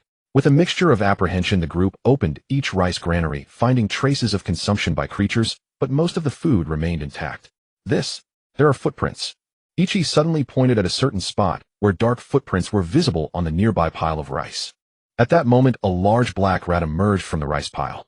This rat was no ordinary one, it was as big as a small cat, with glowing red eyes. Its long whiskers and tail swayed, startling Ichi, who turned pale and let out a sharp scream. Indeed, no matter how powerful a woman may be, she still had no resistance against such creatures. A rat. Yan Yu instinctively touched his chin, seeing Wang Song grab the large rat resembling a small cat. Just as he was about to stop him, Wang Song snapped the rat's throat. It struggled desperately on the ground, but quickly bled out and lost its life. Oh no! Yan Yu saw. At that moment, Subwachin also realized something and shouted, "Run!" The others were puzzled. Was it just a... It was indeed larger than average, but why were they so afraid? They didn't have time to explain. Suddenly, red lights began to appear throughout the piles of rice in the granary. In an instant, all the red lights focused on the group, followed by an incessant squeak, echoing throughout the... Only then did the others react, with many ordinary people collapsing in fright. They finally understood why the previous reconnaissance team had not returned. The dense red lights in front of them resembled spotlights illuminating the entire granary, and this was just the number of zombie rats in one granary. It was unimaginable how many were present in the entire granary area. Old Su, we've got a big problem now. Yan Yu looked at the rats gradually poking their heads out from the rice granary, as if a gray whirlwind was sweeping past, sending chills down his spine. Withdraw, Subwachin stated succinctly, and Yan Yu turned and ran. The others hurried to follow, fearing that they would become the rats' next meal. Thus began the battle for the granary between the awakened ones and the zombie rats. Get back to the car. Leave now, Ichi shouted, acting on Su Bacon's instruction. Needless to say, everyone had already begun scrambling out in sheer desperation. But fleeing was easier said than done. The rats pouring from the rice pile moved with uncanny speed. The rustling sound behind them drew relentlessly closer, and a few of the faster ones had already sunk their teeth into some people's calves. Leave him. Once an ordinary person gets bitten, there's no hope. There's no time here for him to awaken. Uncle Lee saw that the younger of a pair of brothers had been bitten, and the elder brother sobbing begged to carry him back. He could only tell the elder brother this cruel truth. No, Ali, let me go. The elder brother clung to his delusion, shaking off Uncle Lee's hand on his shoulder and charging resolutely toward his brother, who had already fallen with the rat swarm closing in. Let him go. Yan Yu cast a glance. Such genuine brotherly love was rarely seen in the apocalypse, but if the man insisted on seeking death, why not oblige him? Uncle Lee said no more and quickened his own pace. Though everyone was running as fast as they could, they had simply realized the danger too late. All along the way, rats leaped out from every direction to harass them, greatly slowing the group's escape. The awakened ones fared well enough, but by the time they finally stumbled out of the granary, more than half of the ordinary people had already perished. Old Sue, if we keep running like this, you and I might be the only ones left alive. Yan Yu was slightly out of breath. After the almost inhuman escape through the mountain forest earlier that day, this rat swarm didn't seem so overwhelming to him. You go ahead. Hurry. Su Baichin commanded Ichi. Her eyes were filled with worry, but she saw the unyielding expression on his face. She clenched her teeth, turned around, and charged ahead, leading the others to flee. Yan Yu saw this, and was about to slip away, when Su Baichin grabbed his arm and yanked him back. Hey, does you exclude me? Yan Yu grumbled discontentedly as he watched the group disappear into the distance. Of course not. That way we'll be brothers bound by life and death. Su Baichin cracked a rare joke, but then his gaze turned grave as he stared at the colossal rat swarm before them. Yan Yu kicked Su Baichin, leaving a dark footprint on his white hoodie. Su Baichin instinctively let go of Yan Yu's arm. After kicking him away, Yan Yu shrugged his shoulders. The Aquarius star spirit abruptly manifested behind him, and the star array, mysterious and intricate in its patterns, began to spin instantly, putting Yan Yu in his optimal combat state. Then let's fight. Yan Yu's eyes shifted from flippant to earnest and severe. It wasn't that Yan Yu was eager to forge a life-and-death bond with Su Baichin. By fighting the rat swarm together, he could make Su Baichin owe him a favor. Later, when he wanted to leave, he could demand more rewards, and at the same time test Su Baicin's true strength. Killing two birds with one stone. Why not? But there was one thing Yan Yu hadn't considered. Su Baicin's move was also intended to weed out any dissenters with. Of course, it might be due to their different positions at the moment. Su Baichin had already become a leader, while Yan Yu remained a lone wolf. As the cacophony of squeaking grew nearer, Yan Yu struck first. The Aquarius star array behind him spun faster, and a pool of water appeared out of nowhere beneath their feet. It spread and expanded rapidly, soon reaching a large patch of rats ahead, with the water just deep enough to submerge their ankles. Seeing this, Su Baichin followed suit. He slowly gathered bundles of lightning in his hands, the bolts entwining around his fingers with a sharp crackling sound. Even standing aside without direct contact, Yan Yu could sense the immense destructive power contained in those two bolts of lightning. Cut off the flow, Su Baichin said slowly. Yan Yu instantly understood his intention. With a thought, the water beneath their feet gradually turned transparent and then vanished into the air. This was to prevent Su Baicin's lightning from traveling through the water and harming Yan Yu. With a swoosh, Su Baichin thrust his hands forward, and two bolts of lightning slammed fiercely into the drenched rat swarm ahead. The perfect synergy between lightning and water elements erupted with terrifying power again. With the boost of Yan Yu's water element, a vast area of rats in front was instantly fried to a crisp. The unawakened rats were charred to coal, and even a few Tier 1 rats among the swarm had their internal organs blasted apart, losing all life. But the respite was short-lived. Although their joint attack had killed a great number of rats, the swarm kept surging endlessly as if it had no end. Worse still, the commotion had attracted rats from other warehouses. More and more rats kept joining and making it impossible to imagine just how many rats this modestly sized granary complex actually harbored. Are female rats that fertile? How many per litter? Yan Yu's eyes widened as he mentally prepared to bolt. It's fine. They can't outrun us. Let's lead these beasts on a chase. Before he even finished speaking, Su Baichin was already off. Yan Yu cursed loudly and joined in. That scheming Su Baichin. Yan Yu would find a chance to get back at him later. In reality, the others should be relatively safe by now, and the two of them could retreat to the car. But both of them tacitly chose not to leave immediately. First, because they were far from their limits, and second, because they wanted to probe the depths of the granary's rat swarm. Huff. Yan Yu was beginning to pant heavily. After all, his cultivation was only at Tier 1. His stamina naturally couldn't compare to Su Baicin's, who still looked perfectly composed. It made Yan Yu's teeth itch with frustration. If this is all it's got, then this granary is as good as ours, Su Baichin said while running. By now the two had circled the granary complex several times, and the swarm behind them merely chased mindlessly. The vast majority of the rats were unawakened. Only a handful of Tier 1 awakened rats existed.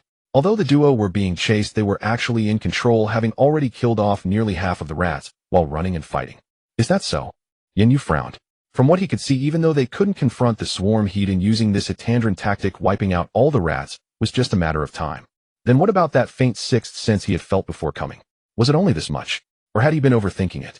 Just then that unsettling feeling surged back into Yan Yu's mind. More violent and pronounced than almost instinctively, Yan Yu stopped dead in his tracks and grabbed Su Bacon's shoulder.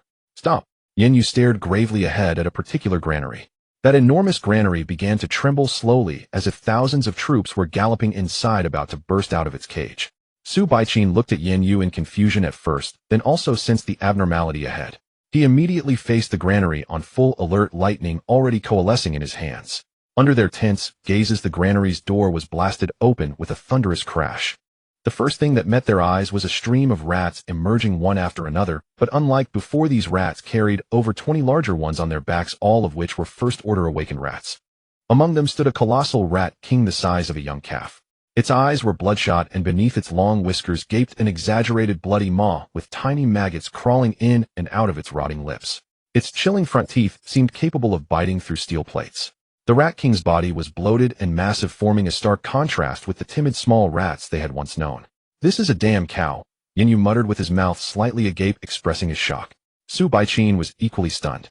They had never imagined that this granary complex harbored such a terrifying Rat King and its 20-odd first-order guard. The situation had turned grim once again. The rat horde that had been chasing them swiftly converged around the Rat King. An unprecedentedly massive swarm formed before the two, exuding a suffocating pressure that even Su Baiqin and Yan Yu found daunting. Squeak! The Rat King, carried atop the swarm, let out a piercing cry. At its call, the rats instantly grew restless, their eyes glowing red as they charged madly at the pair. Get lost! Yan Yu clenched his fists and unleashed two instant torrents that struck fiercely. As the currents cut through the swarm, every rat in a straight line was blasted into a bloody pulp by the immense impact. But it was like a drop in the bucket. The vacuum left by the torrent was quickly filled by the rats behind. Within seconds, the swarm had recovered its formation, Yan Yu's attack seeming no more than a splash in a turbulent sea. Too many.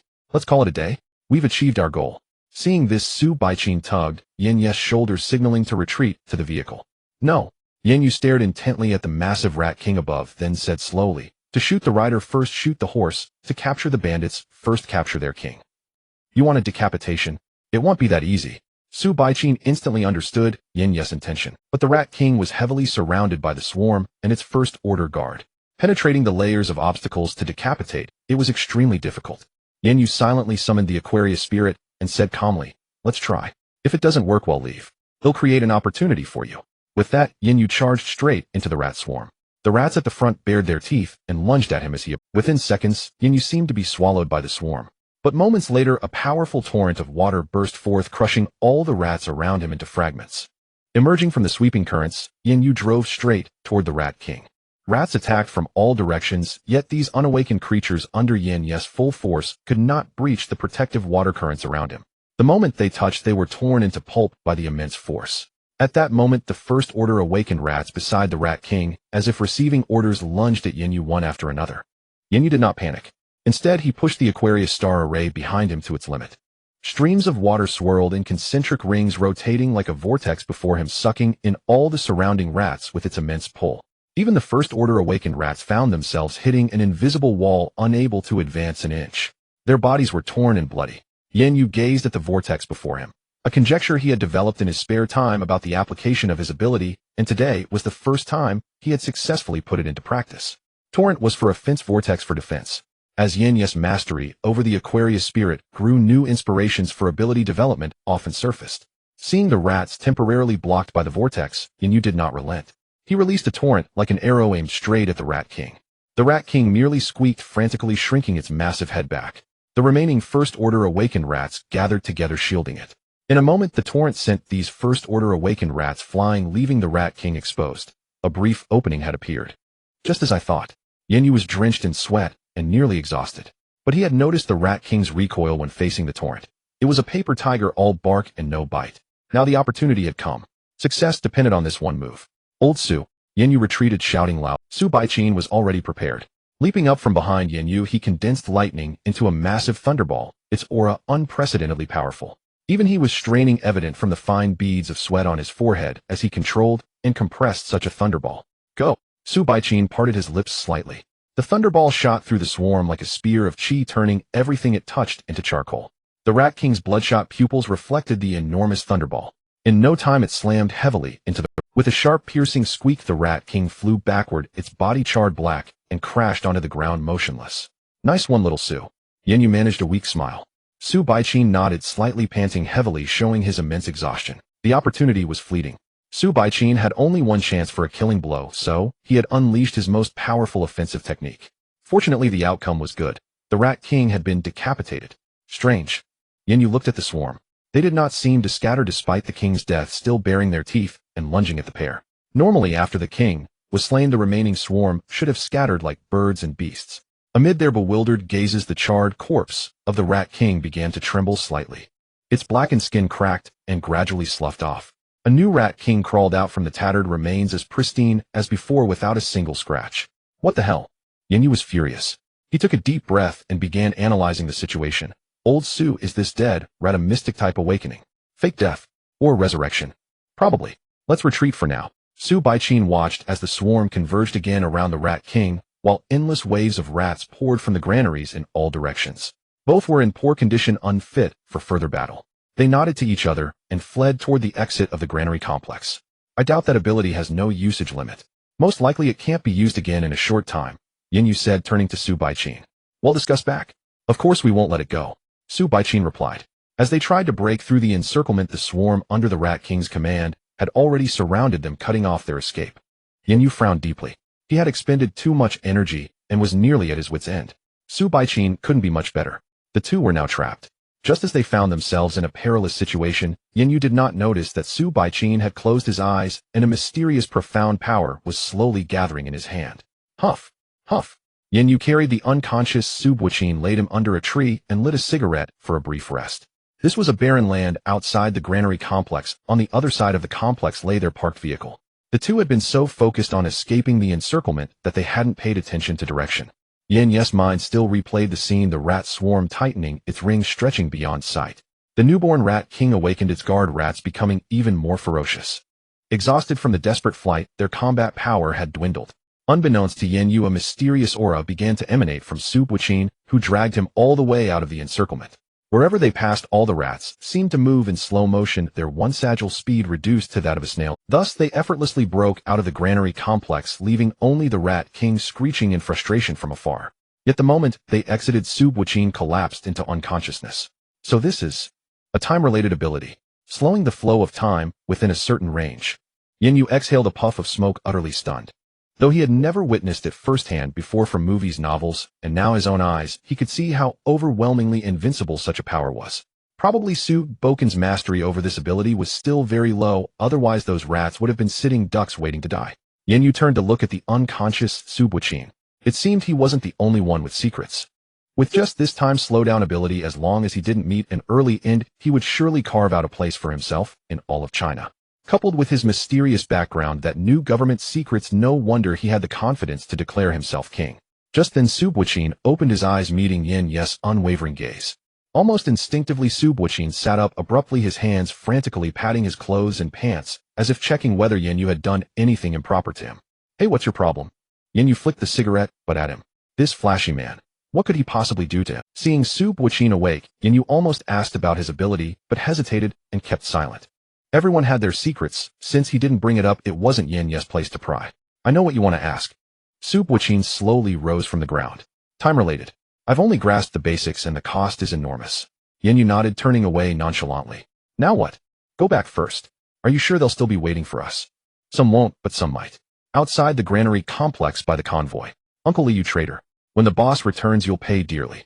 Ichi shouted angrily, her chest heaving, shedding her usual gentle black-rimmed glasses demeanor, revealing a different charm. Heh, that Su guy and that Yan Yu are probably already turned into rat droppings by now. If they were alive, wouldn't they have shown up by now? Uncle Lee grinned, flanked by the 4 physical awakener from the villa district and over a dozen adult men. He had secretly won them all over. The fox's tail was finally showing. Standing beside Ichi was surprisingly Wang Song, who had originally been on Uncle Li's side. Wang Song, do you really want to be this stubborn? Come over now, and for old time's sake, ill let bygones be bygones. Uncle Li narrowed his eyes, his cunning and greed no longer hidden. Hearing this, Ichi quietly summoned a few vines. But Uncle Li was prepared. The 4 awakeners had already positioned themselves in a close circle around her. Seeing Ichi temporarily subdued, Uncle Li grew impatient. He glared at Wang Song. Get out of the way, and let us take the guns from the car. Otherwise don't blame me for disregarding our past friendship. Wang Song simply shook his head. I have pledged loyalty to Su. I want desert him now. Besides, the key to that military vehicle is with Su. Don't even think about it. Uncle Li burst into laughter, growing more arrogant. Still calling him Master Su. He's dead, and you still want to be his dog. If you want to be, I've had enough. As the words left his mouth, Uncle Li charged at Wang Song, who crouched and swung his fist in return.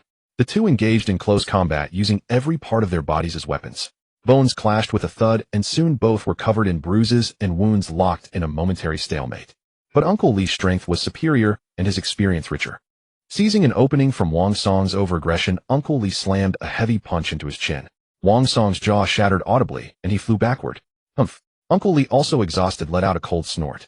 Ichi tried to intervene, but the 4 physical awakeners closed in. Though her power far exceeded theirs as an elemental awakener, her physical strength was far inferior, and she was quickly overwhelmed, unable to break free. Uncle Li walked to the military vehicle and punched the bulletproof glass with all his might. But the glass only trembled slightly, not even a crack appearing.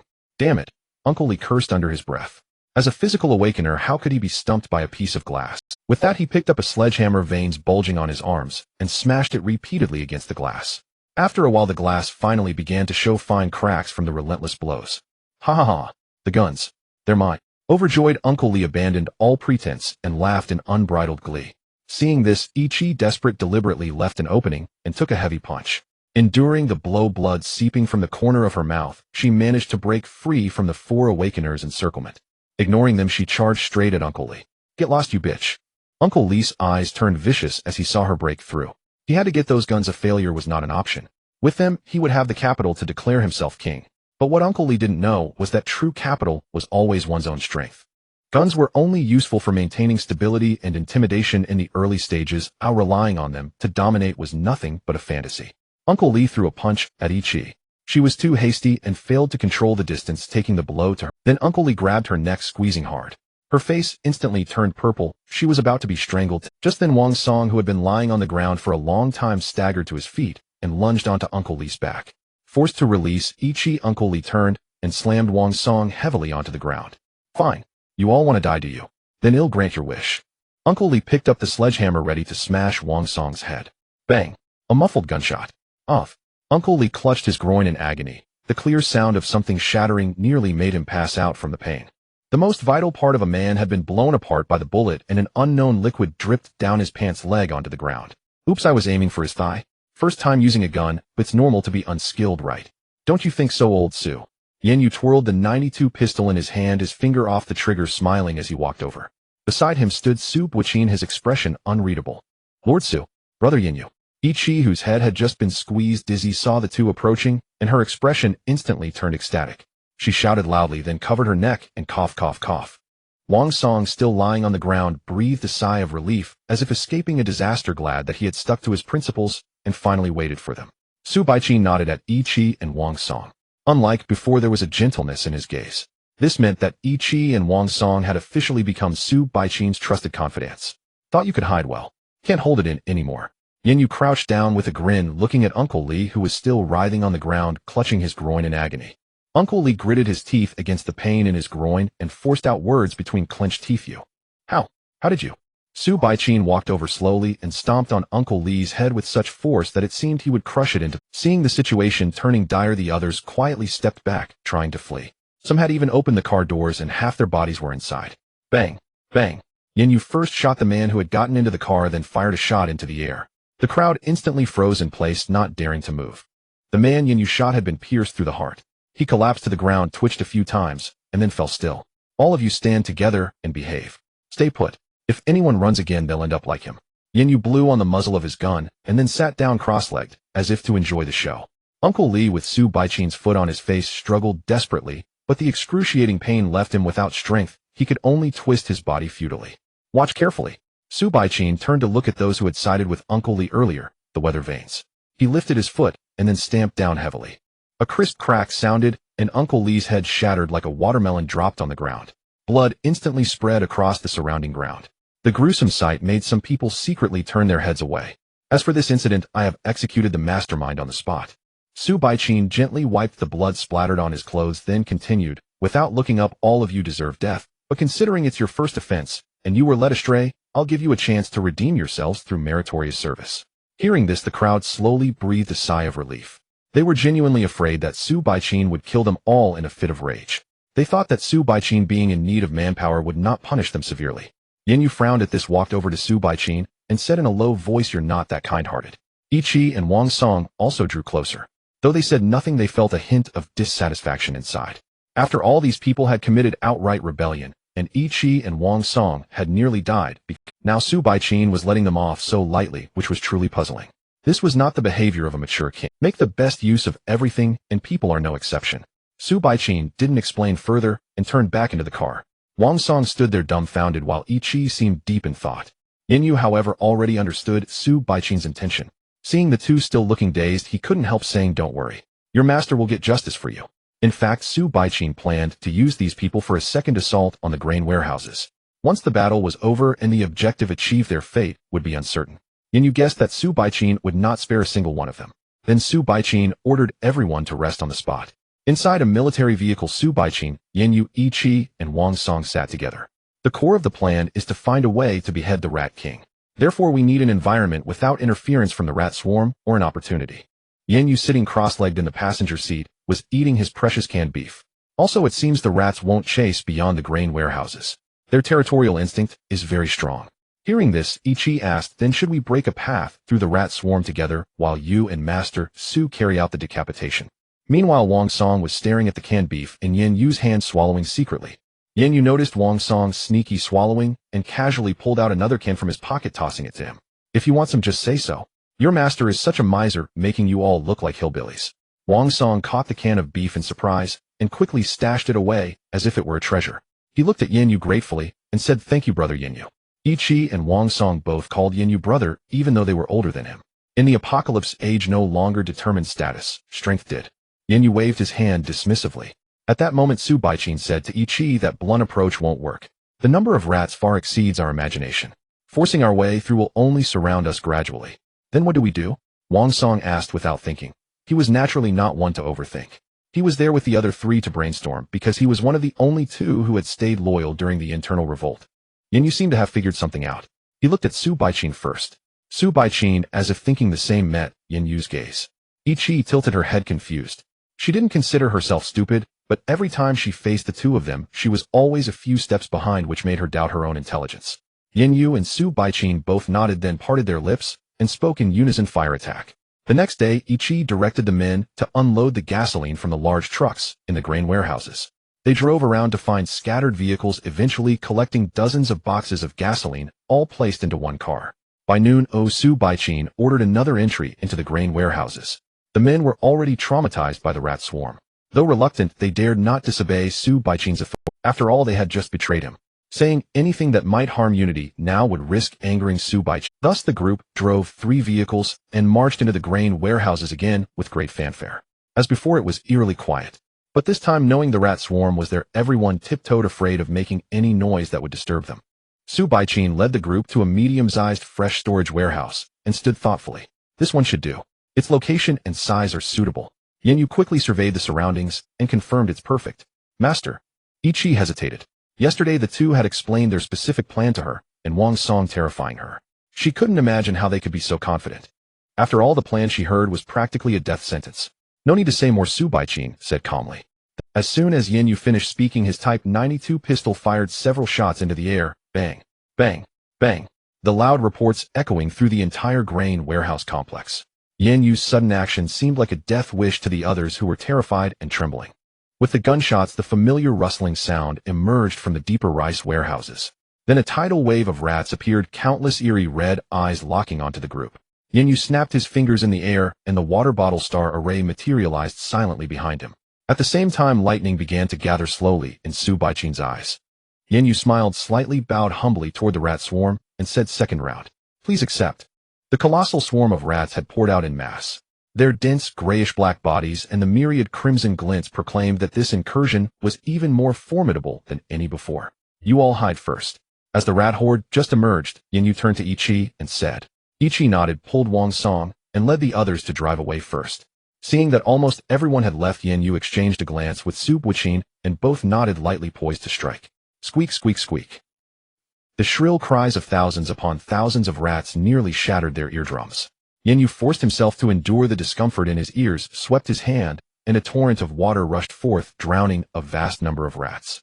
Su Buqin went even further, unleashing several bolts of lightning that charred the rats crisp. The swarm's advance was temporarily halted by the two. "Let's go." Su Buqin, sensing they had maintained just the right distance, gave a low shout and dashed toward the fresh food storage they had selected earlier. Yan Yu followed closely behind. The two deliberately controlled their speed, keeping the rat horde tightly on their tail. "That rat king can't be that clever, right?" Yan Yu said as he ran, the two not even out of breath from this level of exertion. "Most likely not. A mere second-order beast, after all, is still a low-intelligence species." Su Buqin replied indifferently. Yet Yan Yu detected something more in Su Buqin's words. He seemed thoroughly knowledgeable about the relationship between rank and animal intelligence. These must be internal research results from the government organization. Evidently Su Buqin had close ties with the authorities. But this was not the time to ponder such matters. The two kept their pace until the rat horde was almost upon them, then they darted into the fresh food storage. This was the concrete plan they had discussed in the car yesterday. Though both had simultaneously conceived the tactic of fire attack, the specifics of how and where to execute it required detailed deliberation. Considering the practical situation, the two ultimately decided to use themselves as bait, luring the majority of the rat horde into the fresh food storage. When the time was ripe, they would escape from it. At that point, Ichi and the others would drive vehicles filled with gasoline to block the entrance and set the storage ablaze. This would drastically reduce the rat population, creating a favorable environment for Yan Yu and Su Buqin to eliminate the Rat King. The most difficult part of the plan was how the two would survive and break out of the storage teeming with rats. The key lay in Su Buqin's ability, time lag. However, the others were unaware that Su Buqin possessed such an ability, which was why Ichi was so worried about the plan. So far so good. Now it all comes down to our skills. Su Buqin's body was already faintly crackling with lightning. To fight the rat horde in a confined space and hold out until the majority entered. Even Su Buqin felt considerable pressure. "Don't worry, it'll definitely last longer than you." Yan Yu curled his lips into a sly smile, making a slightly ambiguous remark, then began to maneuver and dodge within the storage. The power within Yan Yu's body had taken on an increasingly wondrous sensation. Perhaps this was what the government broadcast called the distinct feeling of advancement. Yan Yu had a premonition that once this affair at the granary complex was settled, he might advance to his second-order awakener. Sizzle. The sound of several rats grinding their teeth was already close at hand. For dealing with these yet unawakened rodents, Yan Yu didn't even deign to use his Aquarius Spirit Star ability. Yan Yu fought with fists and feet. Every punch or kick sent a rat flying backward, turning it into a life, but it didn't last long. As more and more rats crowded around from all sides, Yan Yu began to struggle, for he was not a physical type awakener. Damn it. Yan Yu quickly retreated to a corner, and behind him the Aquarius Star array materialized silently. He guided the power within, and soon a pitch-black elliptical water zone appeared before him. Vortex. Yan Yu muttered under his breath. The water zone before him began to rotate slowly, and a deep pit with immense suction force formed in its center. The rats, charging forward, heedlessly slammed into it, and were all ground to dust by the vortex. The vortex kept spinning, temporarily blocking the wave of rats in front of Yan Yu. Leaning against the corner behind the vortex, Yan Yu gained a precious moment to catch his breath. He exhaled and turned to look at Su Buqin. His way of fighting was far more brutal. Each bolt of lightning charred an entire patch of rats black. For the time being, despite the swarm's numbers, they couldn't get close to him. This won't do. Yan Yu frowned. He knew that using time lag drained Su Buqin's strength considerably. If they went all out now, how would they break through later? "Lao Su, come here." Yan Yu shouted loudly. Hearing this, Su Buqin didn't hesitate, cleaving a path with 2 lightning strikes and rushing over to Yan Yu at top speed. By now the floor of the fresh food storage was entirely covered with rats, and they had even started piling up on top of each other. Rat upon rat was compressing the vertical space of the storage. Su Buqin reached Yan Yu, and without further ado said, "It's still not enough." "I know." Yan Yu responded, and then the star array behind him spun wildly, conjuring an even larger vortex before the two. "Take it easy for now. You'll have your turn to go all out later." Cold sweat kept beating on Yan Yu's forehead. This larger vortex had nearly drained him dry. After all, forming a water zone capable of blocking such a vast area of rats was no simple feat. Seeing this, Su Buqin relaxed and began to restore his stamina, seizing every second. In just a few minutes it felt to the two as if an entire century had passed. As more and more rats surged into the storage, the vortex began to show signs of collapsing. Su Buqin opened his tightly shut eyes, and the mysterious aura around him had already begun to emerge. But at that moment Yan Yu placed a hand on Su Buqin's shoulder. Not yet. But you. Su Buqin of course knew that using time lag right before their breakout was not a wise choice. Yet Yan Yu had nearly exhausted his strength. How could he still be exposed to the fangs of these savage beasts? You can only survive if we make it to the exit. Don't be sentimental. Yan Yu waved his hand dismissively. The vortex before him had become nearly transparent. Moved. Yan Yu yelled, and the exploding vortex blasted the surrounding rats into pieces. The two naturally seized this brief opening, bursting toward the door. Yan Yu felt his freshly drained strength recovering at an astonishing rate. Perhaps it was because he was about to advance. The overflowing power, having nowhere to go, quickly filled his body again. You're about to advance. Su Buqin noticed Yan Yu's anomaly and asked with some delight. That's right. You know, given the situation, this is a tremendous blessing. As Yan Yu finished speaking, two rapid turbulent streams smashed a row of rats into pulp. Su Buqin struck out with lightning, instantly killing a few first-order awakened rats. The two had covered half the distance. It's about time. Su Buqin's aura suddenly shifted, transforming from the violent lightning power into the mysterious energy of time. The two accelerated abruptly. The surrounding rats instantly fell into slow motion, their limbs paddling through the air sluggishly, an utterly ridiculous sight. This was time lag, the absurd ability of the time category. The two charged through the rat swarm as if it were empty space and dashed out the door. The moment Su Buqin stepped outside, all traces of time energy vanished. He gasped for breath, half kneeling on the ground, his head spinning. This use of time lag hadn't lasted as long as the last time, so he didn't pass out outright. But it was clear that the drain on Su Buqin was indeed immense. Sir, Yi Qi and the others hiding nearby drove up quickly and blocked the entrance of the fresh food storage. Su Buqin stood up and struck the vehicle's fuel tank with a lightning bolt.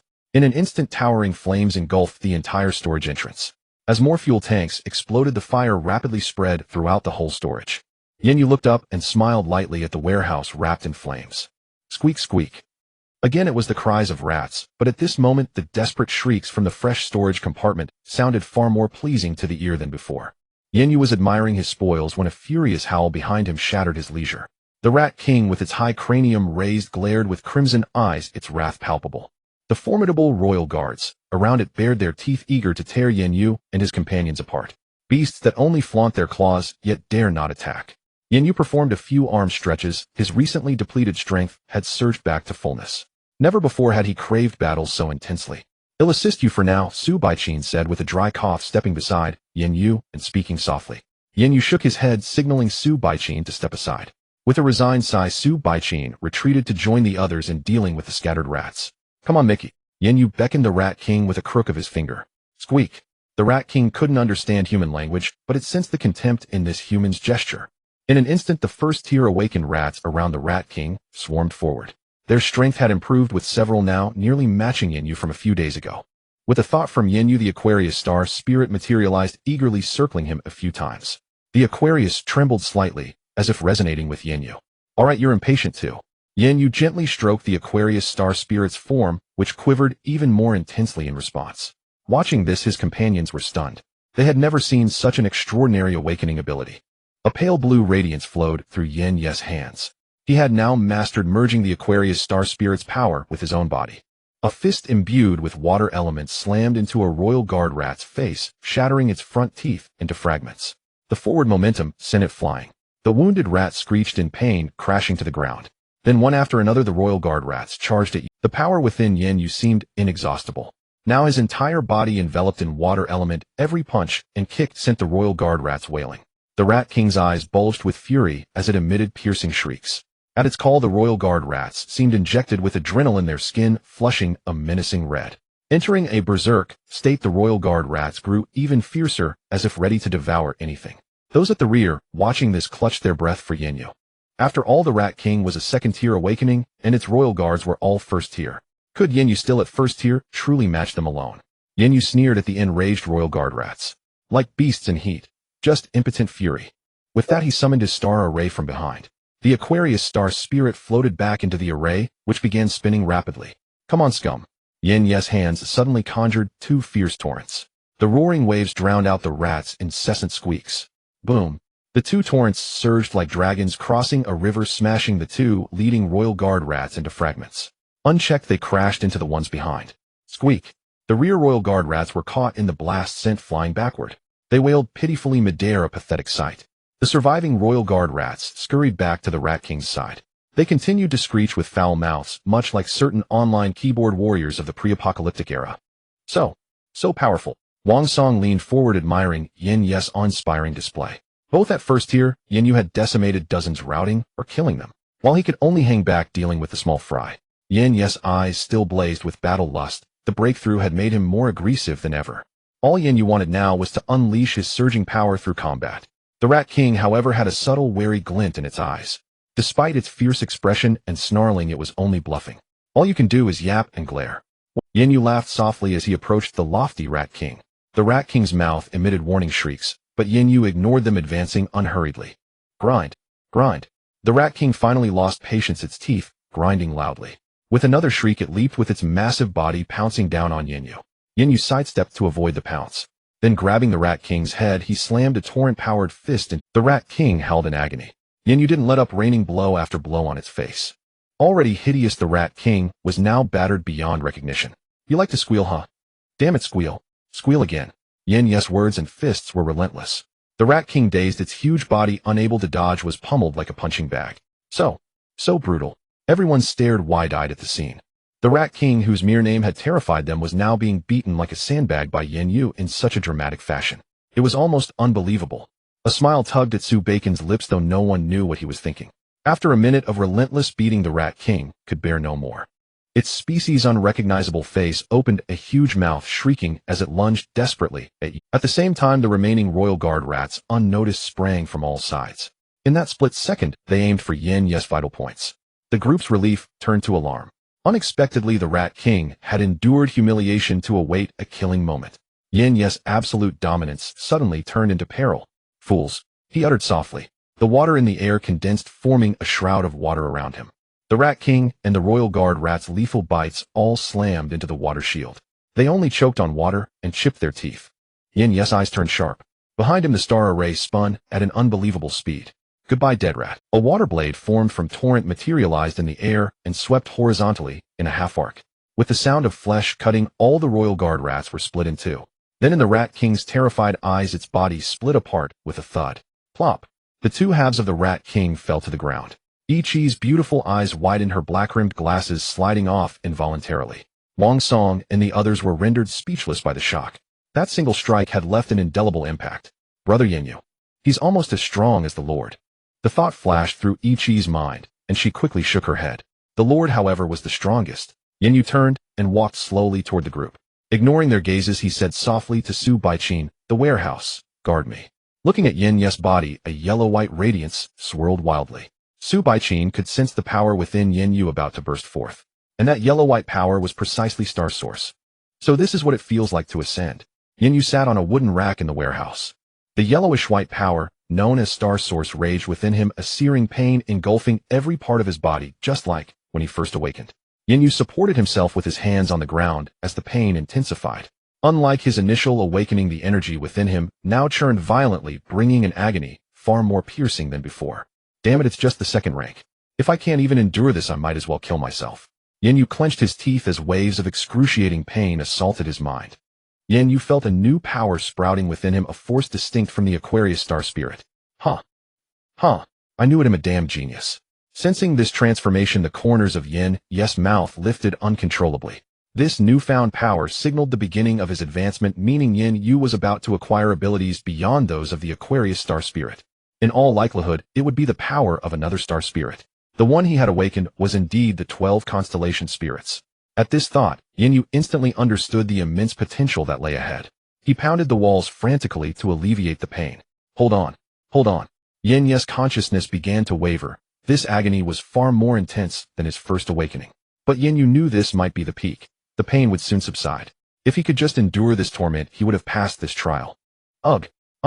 A pain that seemed to originate from the deepest recesses of his soul slammed into his mind. In an instant, Yan Yu felt his mind go blank, as if he were about to sink forever into this white void. Just as his consciousness was about to plunge into that endless whiteness, he seemed to feel a splash of warm blood on Yan Yu's mind. A head appeared before him.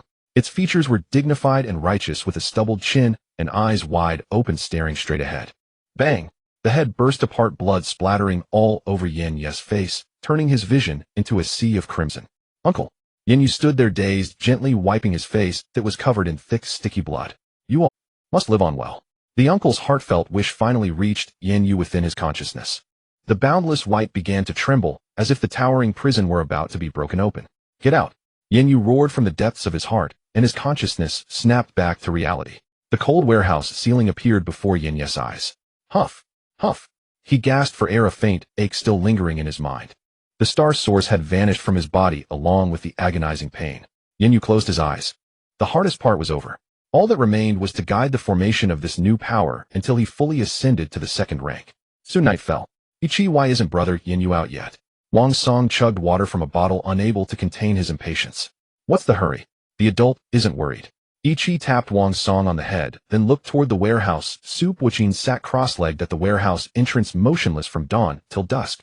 This sight stirred a pang of sympathy in Ichi, and she couldn't help murmuring softly, Brother Yan Yu is really something, making the adult sit there all day. Oh, little Ichi, are you feeling sorry for that flashy Su Buqin? A teasing voice came from the darkness, instantly turning Ichi's face bright red. She instinctively retorted, No way. Wang Song, who had just screwed the cap back on, looked around. Who's talking? Only then did Ichi, immersed in her shyness, wake up, as if from a dream. There were only Wang Song and herself here, the others were resting in the cars. So who had spoken just now? Just as fear gripped Ichi's heart, Su Buqin, far away, suddenly opened his eyes. Who's there? Show yourself. A bolt of lightning as thick as an arm gathered in the air, poised to strike toward Ichi. But after locking on for a long time, he still couldn't find the mysterious person who had spoken from the darkness. Oh, stop holding up that pathetic lightning. It's so foolish. Yan Yu's mocking voice sounded again as his figure slowly emerged from the darkness. It's you, Brother Yan Yu. Three shocked voices rang out simultaneously. Yan Yu stepped out of the shadows with a grin, a faint purple scorpion phantom floating behind him. On his left arm was a lifelike pale purple scorpion mark. This was the second constellation spirit Yan Yu had awakened upon advancing to the second rank, the Scorpio Star Spirit. The abilities granted by the Scorpio Star Spirit could be summarized in 2 points: Shadow Strike, possessing superior gliding and climbing capabilities, and even brief flight at great energy cost. When assassinating or ambushing an unsuspecting enemy, the Scorpio Star Spirit would unleash terrifying power. Concealment. In the darkness, it can alter itself to blend with the environment, achieving an effect of hiding in the shadows. However, the physical form still exists, meaning enemies can still attack Yan Yu if they can find him. Shadow Strike essentially gave Yan Yu the explosive damage he had previously lacked. Meanwhile, concealment greatly enhanced his stealth and survival capabilities. Coupled with the versatility of the Aquarius Star Spirit, Yan Yu had become a remarkably well-rounded awakener at this stage. Su Buqin narrowed his eyes as he looked at Yan Yu, who seemed ever more mysterious to him. Choosing not to coerce but to cooperate and form a bond back then had truly been a wise decision. After showing off a bit, Yan Yu withdrew the Scorpio Star Spirit. He patted Wang Song on the shoulder, then gave Ichi a meaningful glance. She buried her head in her chest, too embarrassed to show her face. Yan Yu walked straight to Su Buqin and casually tossed a word, thanks. Su Buqin's expression remained unchanged, merely nodding slightly. Just like when Yan Yu first encountered Su Buqin's time lag ability. Curious, but refraining from asking. Su Buqin was the same. When friends get along, don't pry into what others don't want to share. Perhaps neither of them realized it, but unconsciously they had come to regard each other as friends. Yan Yu had no intention of saying more. He simply looked at the nearby vehicles leaning casually against a tree. What are you planning to do with those people, eh? Su Buqin seemed to ponder as he looked into the distance. After a moment he replied slowly, You should know by now that these people cannot stay. Of course. A faint smile tugged at Su Buqin's lips, then he let out a soft breath. Let Wang Song handle it. Wang Song. I thought you'd send Ichi. Ichi looks gentle, but she can be ruthless. Wang Song, though rough and unbridled on the surface, is actually far less merciless than Ichi. As he spoke, a glimmer seemed to flicker in Su Buqin's eyes. If anyone wants to stay by my side, they have to prove it to me. Su Buqin didn't say why those people had to go, nor what Wang Song had to prove. But Yan Yu understood. Those who followed from the base, if their hearts remained unchanged, would never be low in status. But these people had already betrayed, regardless of the reason. How could one keep traitors as trusted confidants? If they weren't given high positions, they would inevitably harbor resentment. Over time, they would become an unstable element, perhaps even betray again. Thus, killing them was the most economical choice. Even if it seemed heartless, it was the way of the king. As for Wang Song, he naturally had to prove two things to Su Buqin. First, that he was ruthless enough to eliminate these unstable factors for his master. Second, that he was strong enough to handle them on his own. Yan Yu gazed at Su Buqin, who was looking into the distance. He had to admit this was an excellent leader. Perhaps in the future, he would also become an outstanding king. The sun had just risen, and it was already winter. The weather was naturally not warm. The biting wind was cold, rustling as it swept over all things. Yan Yu opened his eyes. Last night had been unexpectedly restful. Stretching lazily, he stepped out of the car. The air still carried the scent of blood, a sign that the night had not been peaceful here. Yan Yu looked at the several cars not far away. Dried bloodstains covered the vehicles and the ground nearby. No sound came from inside the cars anymore. It seems there are only 4 of us left now. Yan Yu murmured softly as he saw Wang Song sharpening a dagger by the warehouse entrance. Not bad. Su Buqin suddenly appeared behind him, nodding as he also looked at Wang Song. Damn it, you scared me. Yan Yu cursed half-heartedly, opened the trunk, and began searching for his breakfast. But he found that his favorite canned beef was almost empty. What are you going to do next? I'm almost out of food. Yan Yu resignedly grabbed a pack of cookies and started munching noisily. Su Buqin called out to Wang Song, and Ichi then got into the car. Since you're awake, let's head back first. The villa district. On the familiar sofa, Yan Yu was still lounging, without proper posture, pretending to sleep. Wang Song and Ichi stood on either side of Su Buqin. I say, aren't you going to be king of your own territory? Yan Yu lazily enjoyed this rare leisure, casually picked up a glass of water from the coffee table, took a few sips, and then said, You look like a general without an army to me. Hearing this, Ichi immediately pouted. Brother Yan, aren't we people? How is the boss a general without an army? Wang Song simply stood silently by. It was clear that last night had changed him greatly. He had been trained by the evil Su Buqin into someone completely different from before. Yan Yu grinned mischievously at this. What, the moment someone mentions your boss you get defensive? Do you want to be a princess? You? What are you saying? Ichi shouted in embarrassment and shame, then turned away, not daring to look at Su Buqin anymore. Su Buqin remained calm, not even a flush on his face or a quickened heartbeat, which made Yan Yu admire his composure, a skill he himself truly needed to learn. Su Buqin also took a sip of water to moisten his throat, then said, My plan is to gradually expand from the villa district to the city center. After reclaiming the city center, we'll gradually radiate throughout Luqing. Yan Yu rolled his eyes. Oh, so you go ahead and have your 2 soldiers expand slowly.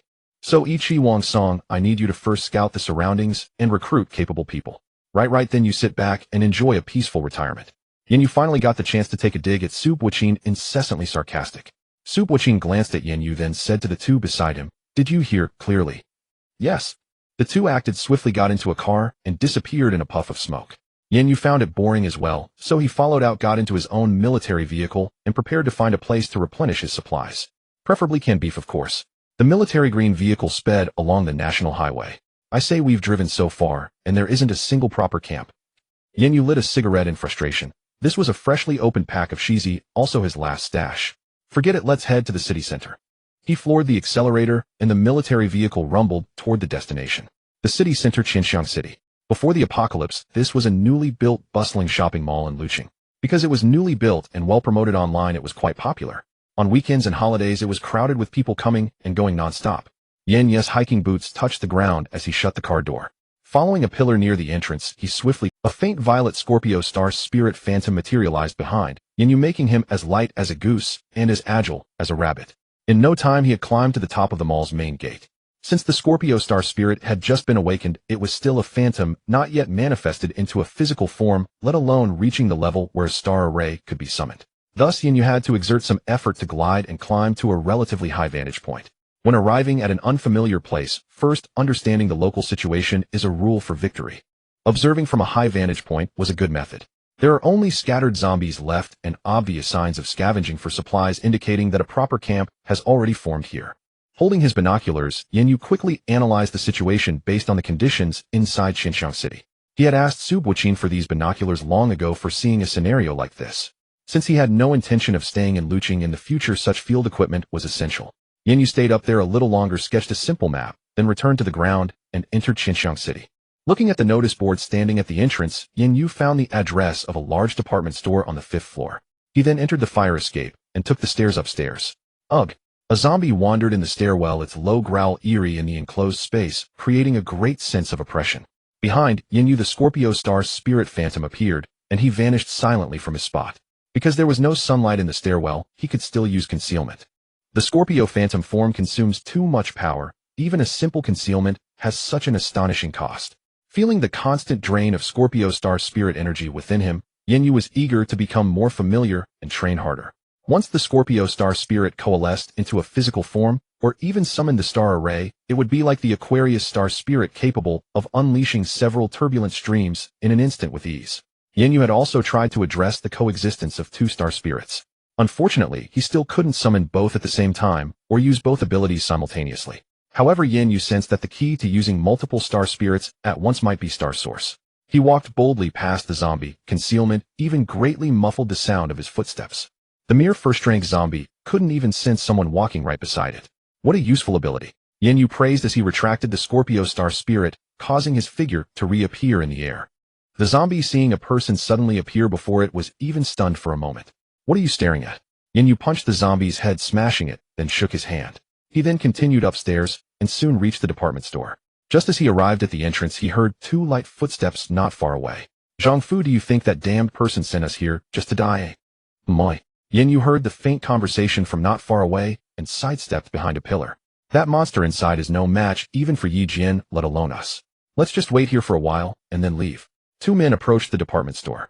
Both were first-rank awakened individuals, one with a crew cut of mediocre strength. The other, his skin as dark as charcoal, was slightly stronger. From their earlier exchange, Yan Yu surmised that the dark-skinned man was called Zhangfu. But if we go back like this, how do we explain to him? The crew-cut man's face was full of worry, and he seemed afraid of the monster in the department store, his voice and footsteps much lighter. You two care to explain to me? Yan Yu appeared behind them without warning, and the sudden voice startled them. You? The crew-cut man, still reeling from Yan Yu's sudden appearance, was momentarily speechless. Shoo! Yan Yu raised his index finger to his lips in a shushing gesture.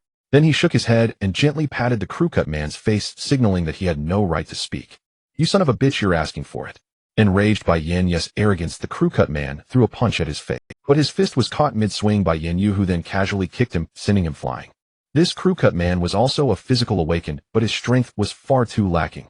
Even worse than Wang Song when they first met. The crew-cut man crashed heavily to the ground, blood spilling from his mouth as he stared in disbelief at Yan Yu, whose expression remained unchanged. A second rank awakened. Zhang Fu's face drastically changed. Their leader Yi Jian was not yet second rank, but only needed the right opportunity. Being a fire element awakened, he was incredibly formidable. The casual kick from Yan Yu made Zhangfu feel a power greater than Yi Jian's. There was only one possibility: he was a second rank awakened. You get it now? So can you listen properly? Yan Yu habitually patted his pockets, only to realize he had no cigarettes left, and a flicker of irritation crossed his face. He walked slowly toward the crew-cut man, still writhing on the ground, and stepped on his head. His shoe ground against the man's face. Shut the hell up. Stop your damn whining. The crew-cut man immediately clamped his mouth shut, though his twisted expression betrayed his agony. In his heart he cursed Yan Yu 1,000 times, but dared not utter a single word. Yan Yu withdrew his foot and crooked a finger at Zhangfu. You come here and tell me. 10 minutes later, Yan Yu had roughly grasped the situation in Xinxiang City. On the day of the demon's arrival, a considerable number of people had been present. Thus chaos had soon engulfed the city. There were two large department stores in Xinxiang City. Yi Jian happened to be in one of them, and together with a group of people sealed it off, surviving on the supplies inside for a while. Later, following a government broadcast, Yi Jian voluntarily infected himself with the Kuru Virus, endured it, and successfully awakened as a fire element user, granting him power over others. Yi Jian quickly gathered loyal followers, established a camp, and began clearing the zombies in Xinxiang City. Over time, more people awakened, but no one here seemed exceptionally gifted. Yi Jian, as the earliest awakened, remained the strongest, even now. The department store Yan Yu and the others were about to enter was one Yi Jian had never dared to touch, despite having scoured every other part of Xinxiang City. Because a single zombie lurked inside that department store. They didn't know how strong it was, only that Yi Jian had clashed with it and fled in utter defeat. Thus it became a forbidden zone for the entire city. Only those survivors on the brink of starvation would venture here to try their luck. After learning the basics, Yan Yu nodded and said to Zhangfu, "Take me to this Yi Jian." Hearing this, Zhangfu gave Yan Yu a deep look. Without another word, he turned and headed downstairs. Yan Yu followed Zhangfu while the crew-cut man stood up, clutching his chest, a flash of venom in his eyes before he A dozen minutes later, Zhangfu stopped in front of a small restaurant. Two men stood guard at the entrance. Seeing Yan Yu's unfamiliar face, the two men immediately stood up, gripping steel bars with hostile looks. Zhangfu stepped forward. "Move aside. The boss wants to see this man." The two guards exchanged glances, then those skeptical let them pass. After all, they doubted Zhangfu would dare bring in just anyone. Yan Yu cast another glance at Zhang Fu, but said nothing, walking in with his hands in his pockets. After winding through several passages, they entered a hotel. Zhang Fu stopped before a room indicating it was Yi Jian's residence. Yan Yu gave a slight nod. Zhang Fu tactfully knocked on the door for him. Meanwhile, the crew-cut man following behind had a gradually darkening look in his eyes. The door opened. A bald, powerfully built man stood there. His expression was unexpectedly calm, lacking the harshness Yan Yu had imagined. The moment Yi Jian saw Yan Yu, goosebumps involuntarily rose on his skin. He could sense it. This man was strong, stronger than himself. At the same time, figures emerged from the surrounding rooms, subtly encircling Yan Yu. But he paid them no mind, merely fixing his calm gaze on Yi Jian. "Boss, you have to avenge me." The crew-cut man wailed and threw himself at Yi Jian the moment the door opened. The man was genuinely talented at weeping. His tears flowed on command, as if he might have been in showbiz. Yi Jian frowned. He hadn't clawed his way to the top of Xinxiang City by being a fool. He had already pieced together most of what had happened between the crew-cut man and Yan Yu. Just as he was about to speak, the crew-cut man, not giving him a chance, continued bawling, "Boss, look what this bastard did to me." The crew-cut man pointed at his bruised face between sobs. "Hitting me is one thing, but I'm your man. He's slapping your face, boss. And even worse, he said that beating me was nothing, that you, boss, are just a worthless piece of trash." The crew-cut man embellished his tale outrageously. Yi Jian's eyes had clearly turned impatient, but the crew-cut man rattled on. "And Zhang Fu, he dared to bring this guy into your territory, boss. Kill them both right now, boss. We've got numbers, no need to fear him." "Enough noise." Yi Jian's icy voice cut through. A ball of tangible flame condensed in his hand, and in the next moment flew onto the crew-cut man. Screaming in terror, the crew-cut man was soon reduced to charcoal. Yan Yu narrowed his eyes. Yi Jian had killed the man to show goodwill, disposing of the troublemaker to give Yan Yu an explanation. At the same time, it was a display of power, letting Yan Yu know that Yi Jian was no pushover either. This Yi Jian was no simple character. Having dealt with the crew-cut man, Yi Jian waved his hand, sending everyone who had come out of the rooms back inside. Then he broke into a brilliant smile. "Friend, my men were disrespectful. He deserved to die." Seeing no reaction from Yan Yu, he continued, "Would you care to come in for a talk, friend?" Only then did Yan Yu nod. Ignoring Yi Jian's outstretched hand, he strode straight into the room. Seeing Yan Yu ignore his handshake, Yi Jian's face stiffened. He then said nothing more and retreated back to his room. "No one is allowed to enter without my command." Yi Jian left a cold remark and closed the door. Returning to his room, he found Yan Yu already sitting on the sofa lighting a cigarette. Yi Jian took out a cigarette from his pocket and lit it, then asked, "May I know your name, friend?" Yan Yu leisurely twisted his neck but still did not answer him. "Do you plan to reign as a local tyrant here forever?" Seeing this person repeatedly ignore him, Yi Jian couldn't suppress his anger. "Friend, I'm asking you a question." "Oh." Yan Yu glanced sideways, and behind him the water bottle star spirit array appeared. An illusory turbulence flowed beside Yan Yu, and the overwhelming waves caused beads of cold sweat to form on Yi Jian's forehead. A mysterious type. A second tier awakened. Waves of shock surged in Yi Jian's heart. This was the first time he encountered someone stronger than himself while claiming dominance. "Now it's my turn to ask you questions." Yan Yu squinted slightly, his voice suddenly becoming heavier. Yi Jian had no choice but to suppress his anger and spoke somewhat aggrievedly. "To be honest, I don't know either. The resources here will eventually run out." Yan Yu nodded upon hearing this. "Since you know, I can show you a clear path." Yi Jian raised his head again. "Someone wants to establish himself as king in Deer City. You should go meet him." Surprisingly, Yi Jian did not show the expression Yan Yu expected, merely responding calmly. "Are you also affiliated with Hijua?" "Hijua?" Yan Yu had already guessed something, but continued to probe. "Aren't you one of Hijua's people?"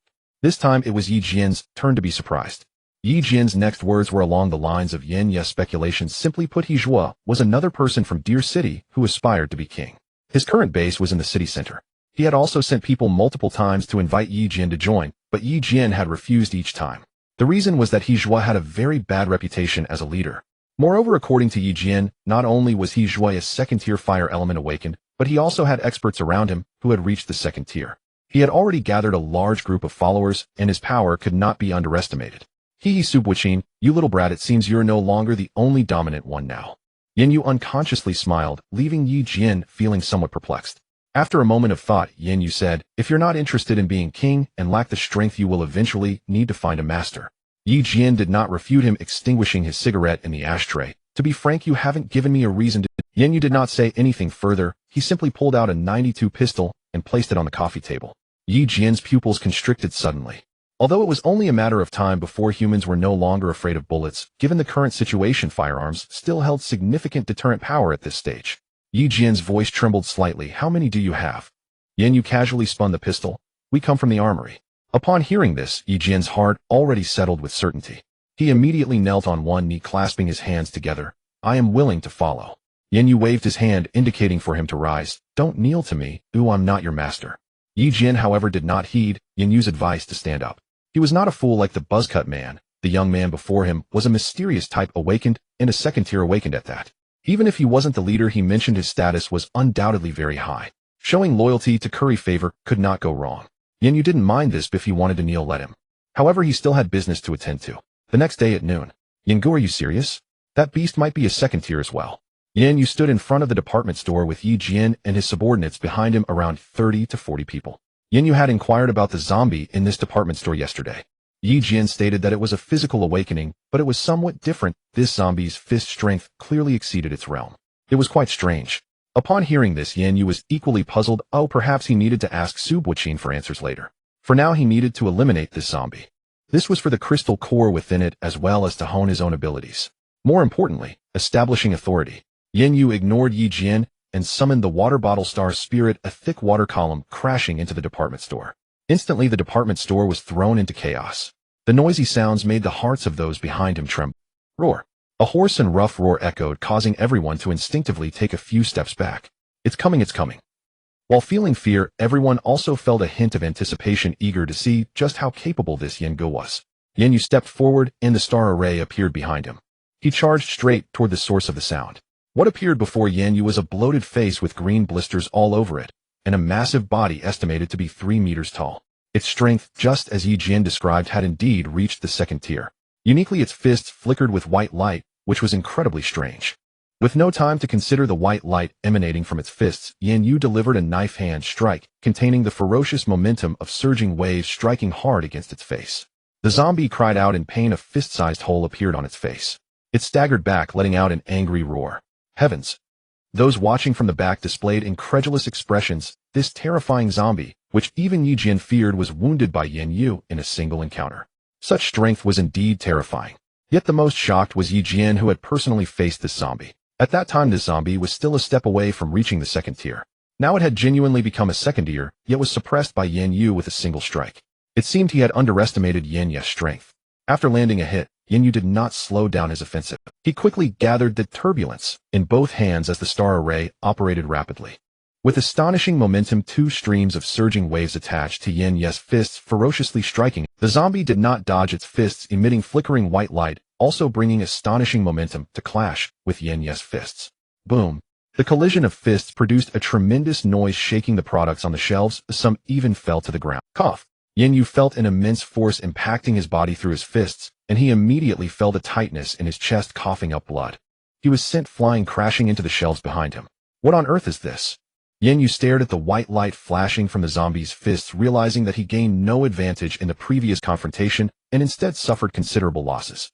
The white light on those fists was not the typical power of a second-tier awakened, had actually overwhelmed the violent turbulence.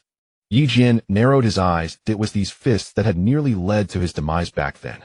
Now that this zombie had broken through to the second tier, its power was even more terrifying. The battle had only just begun.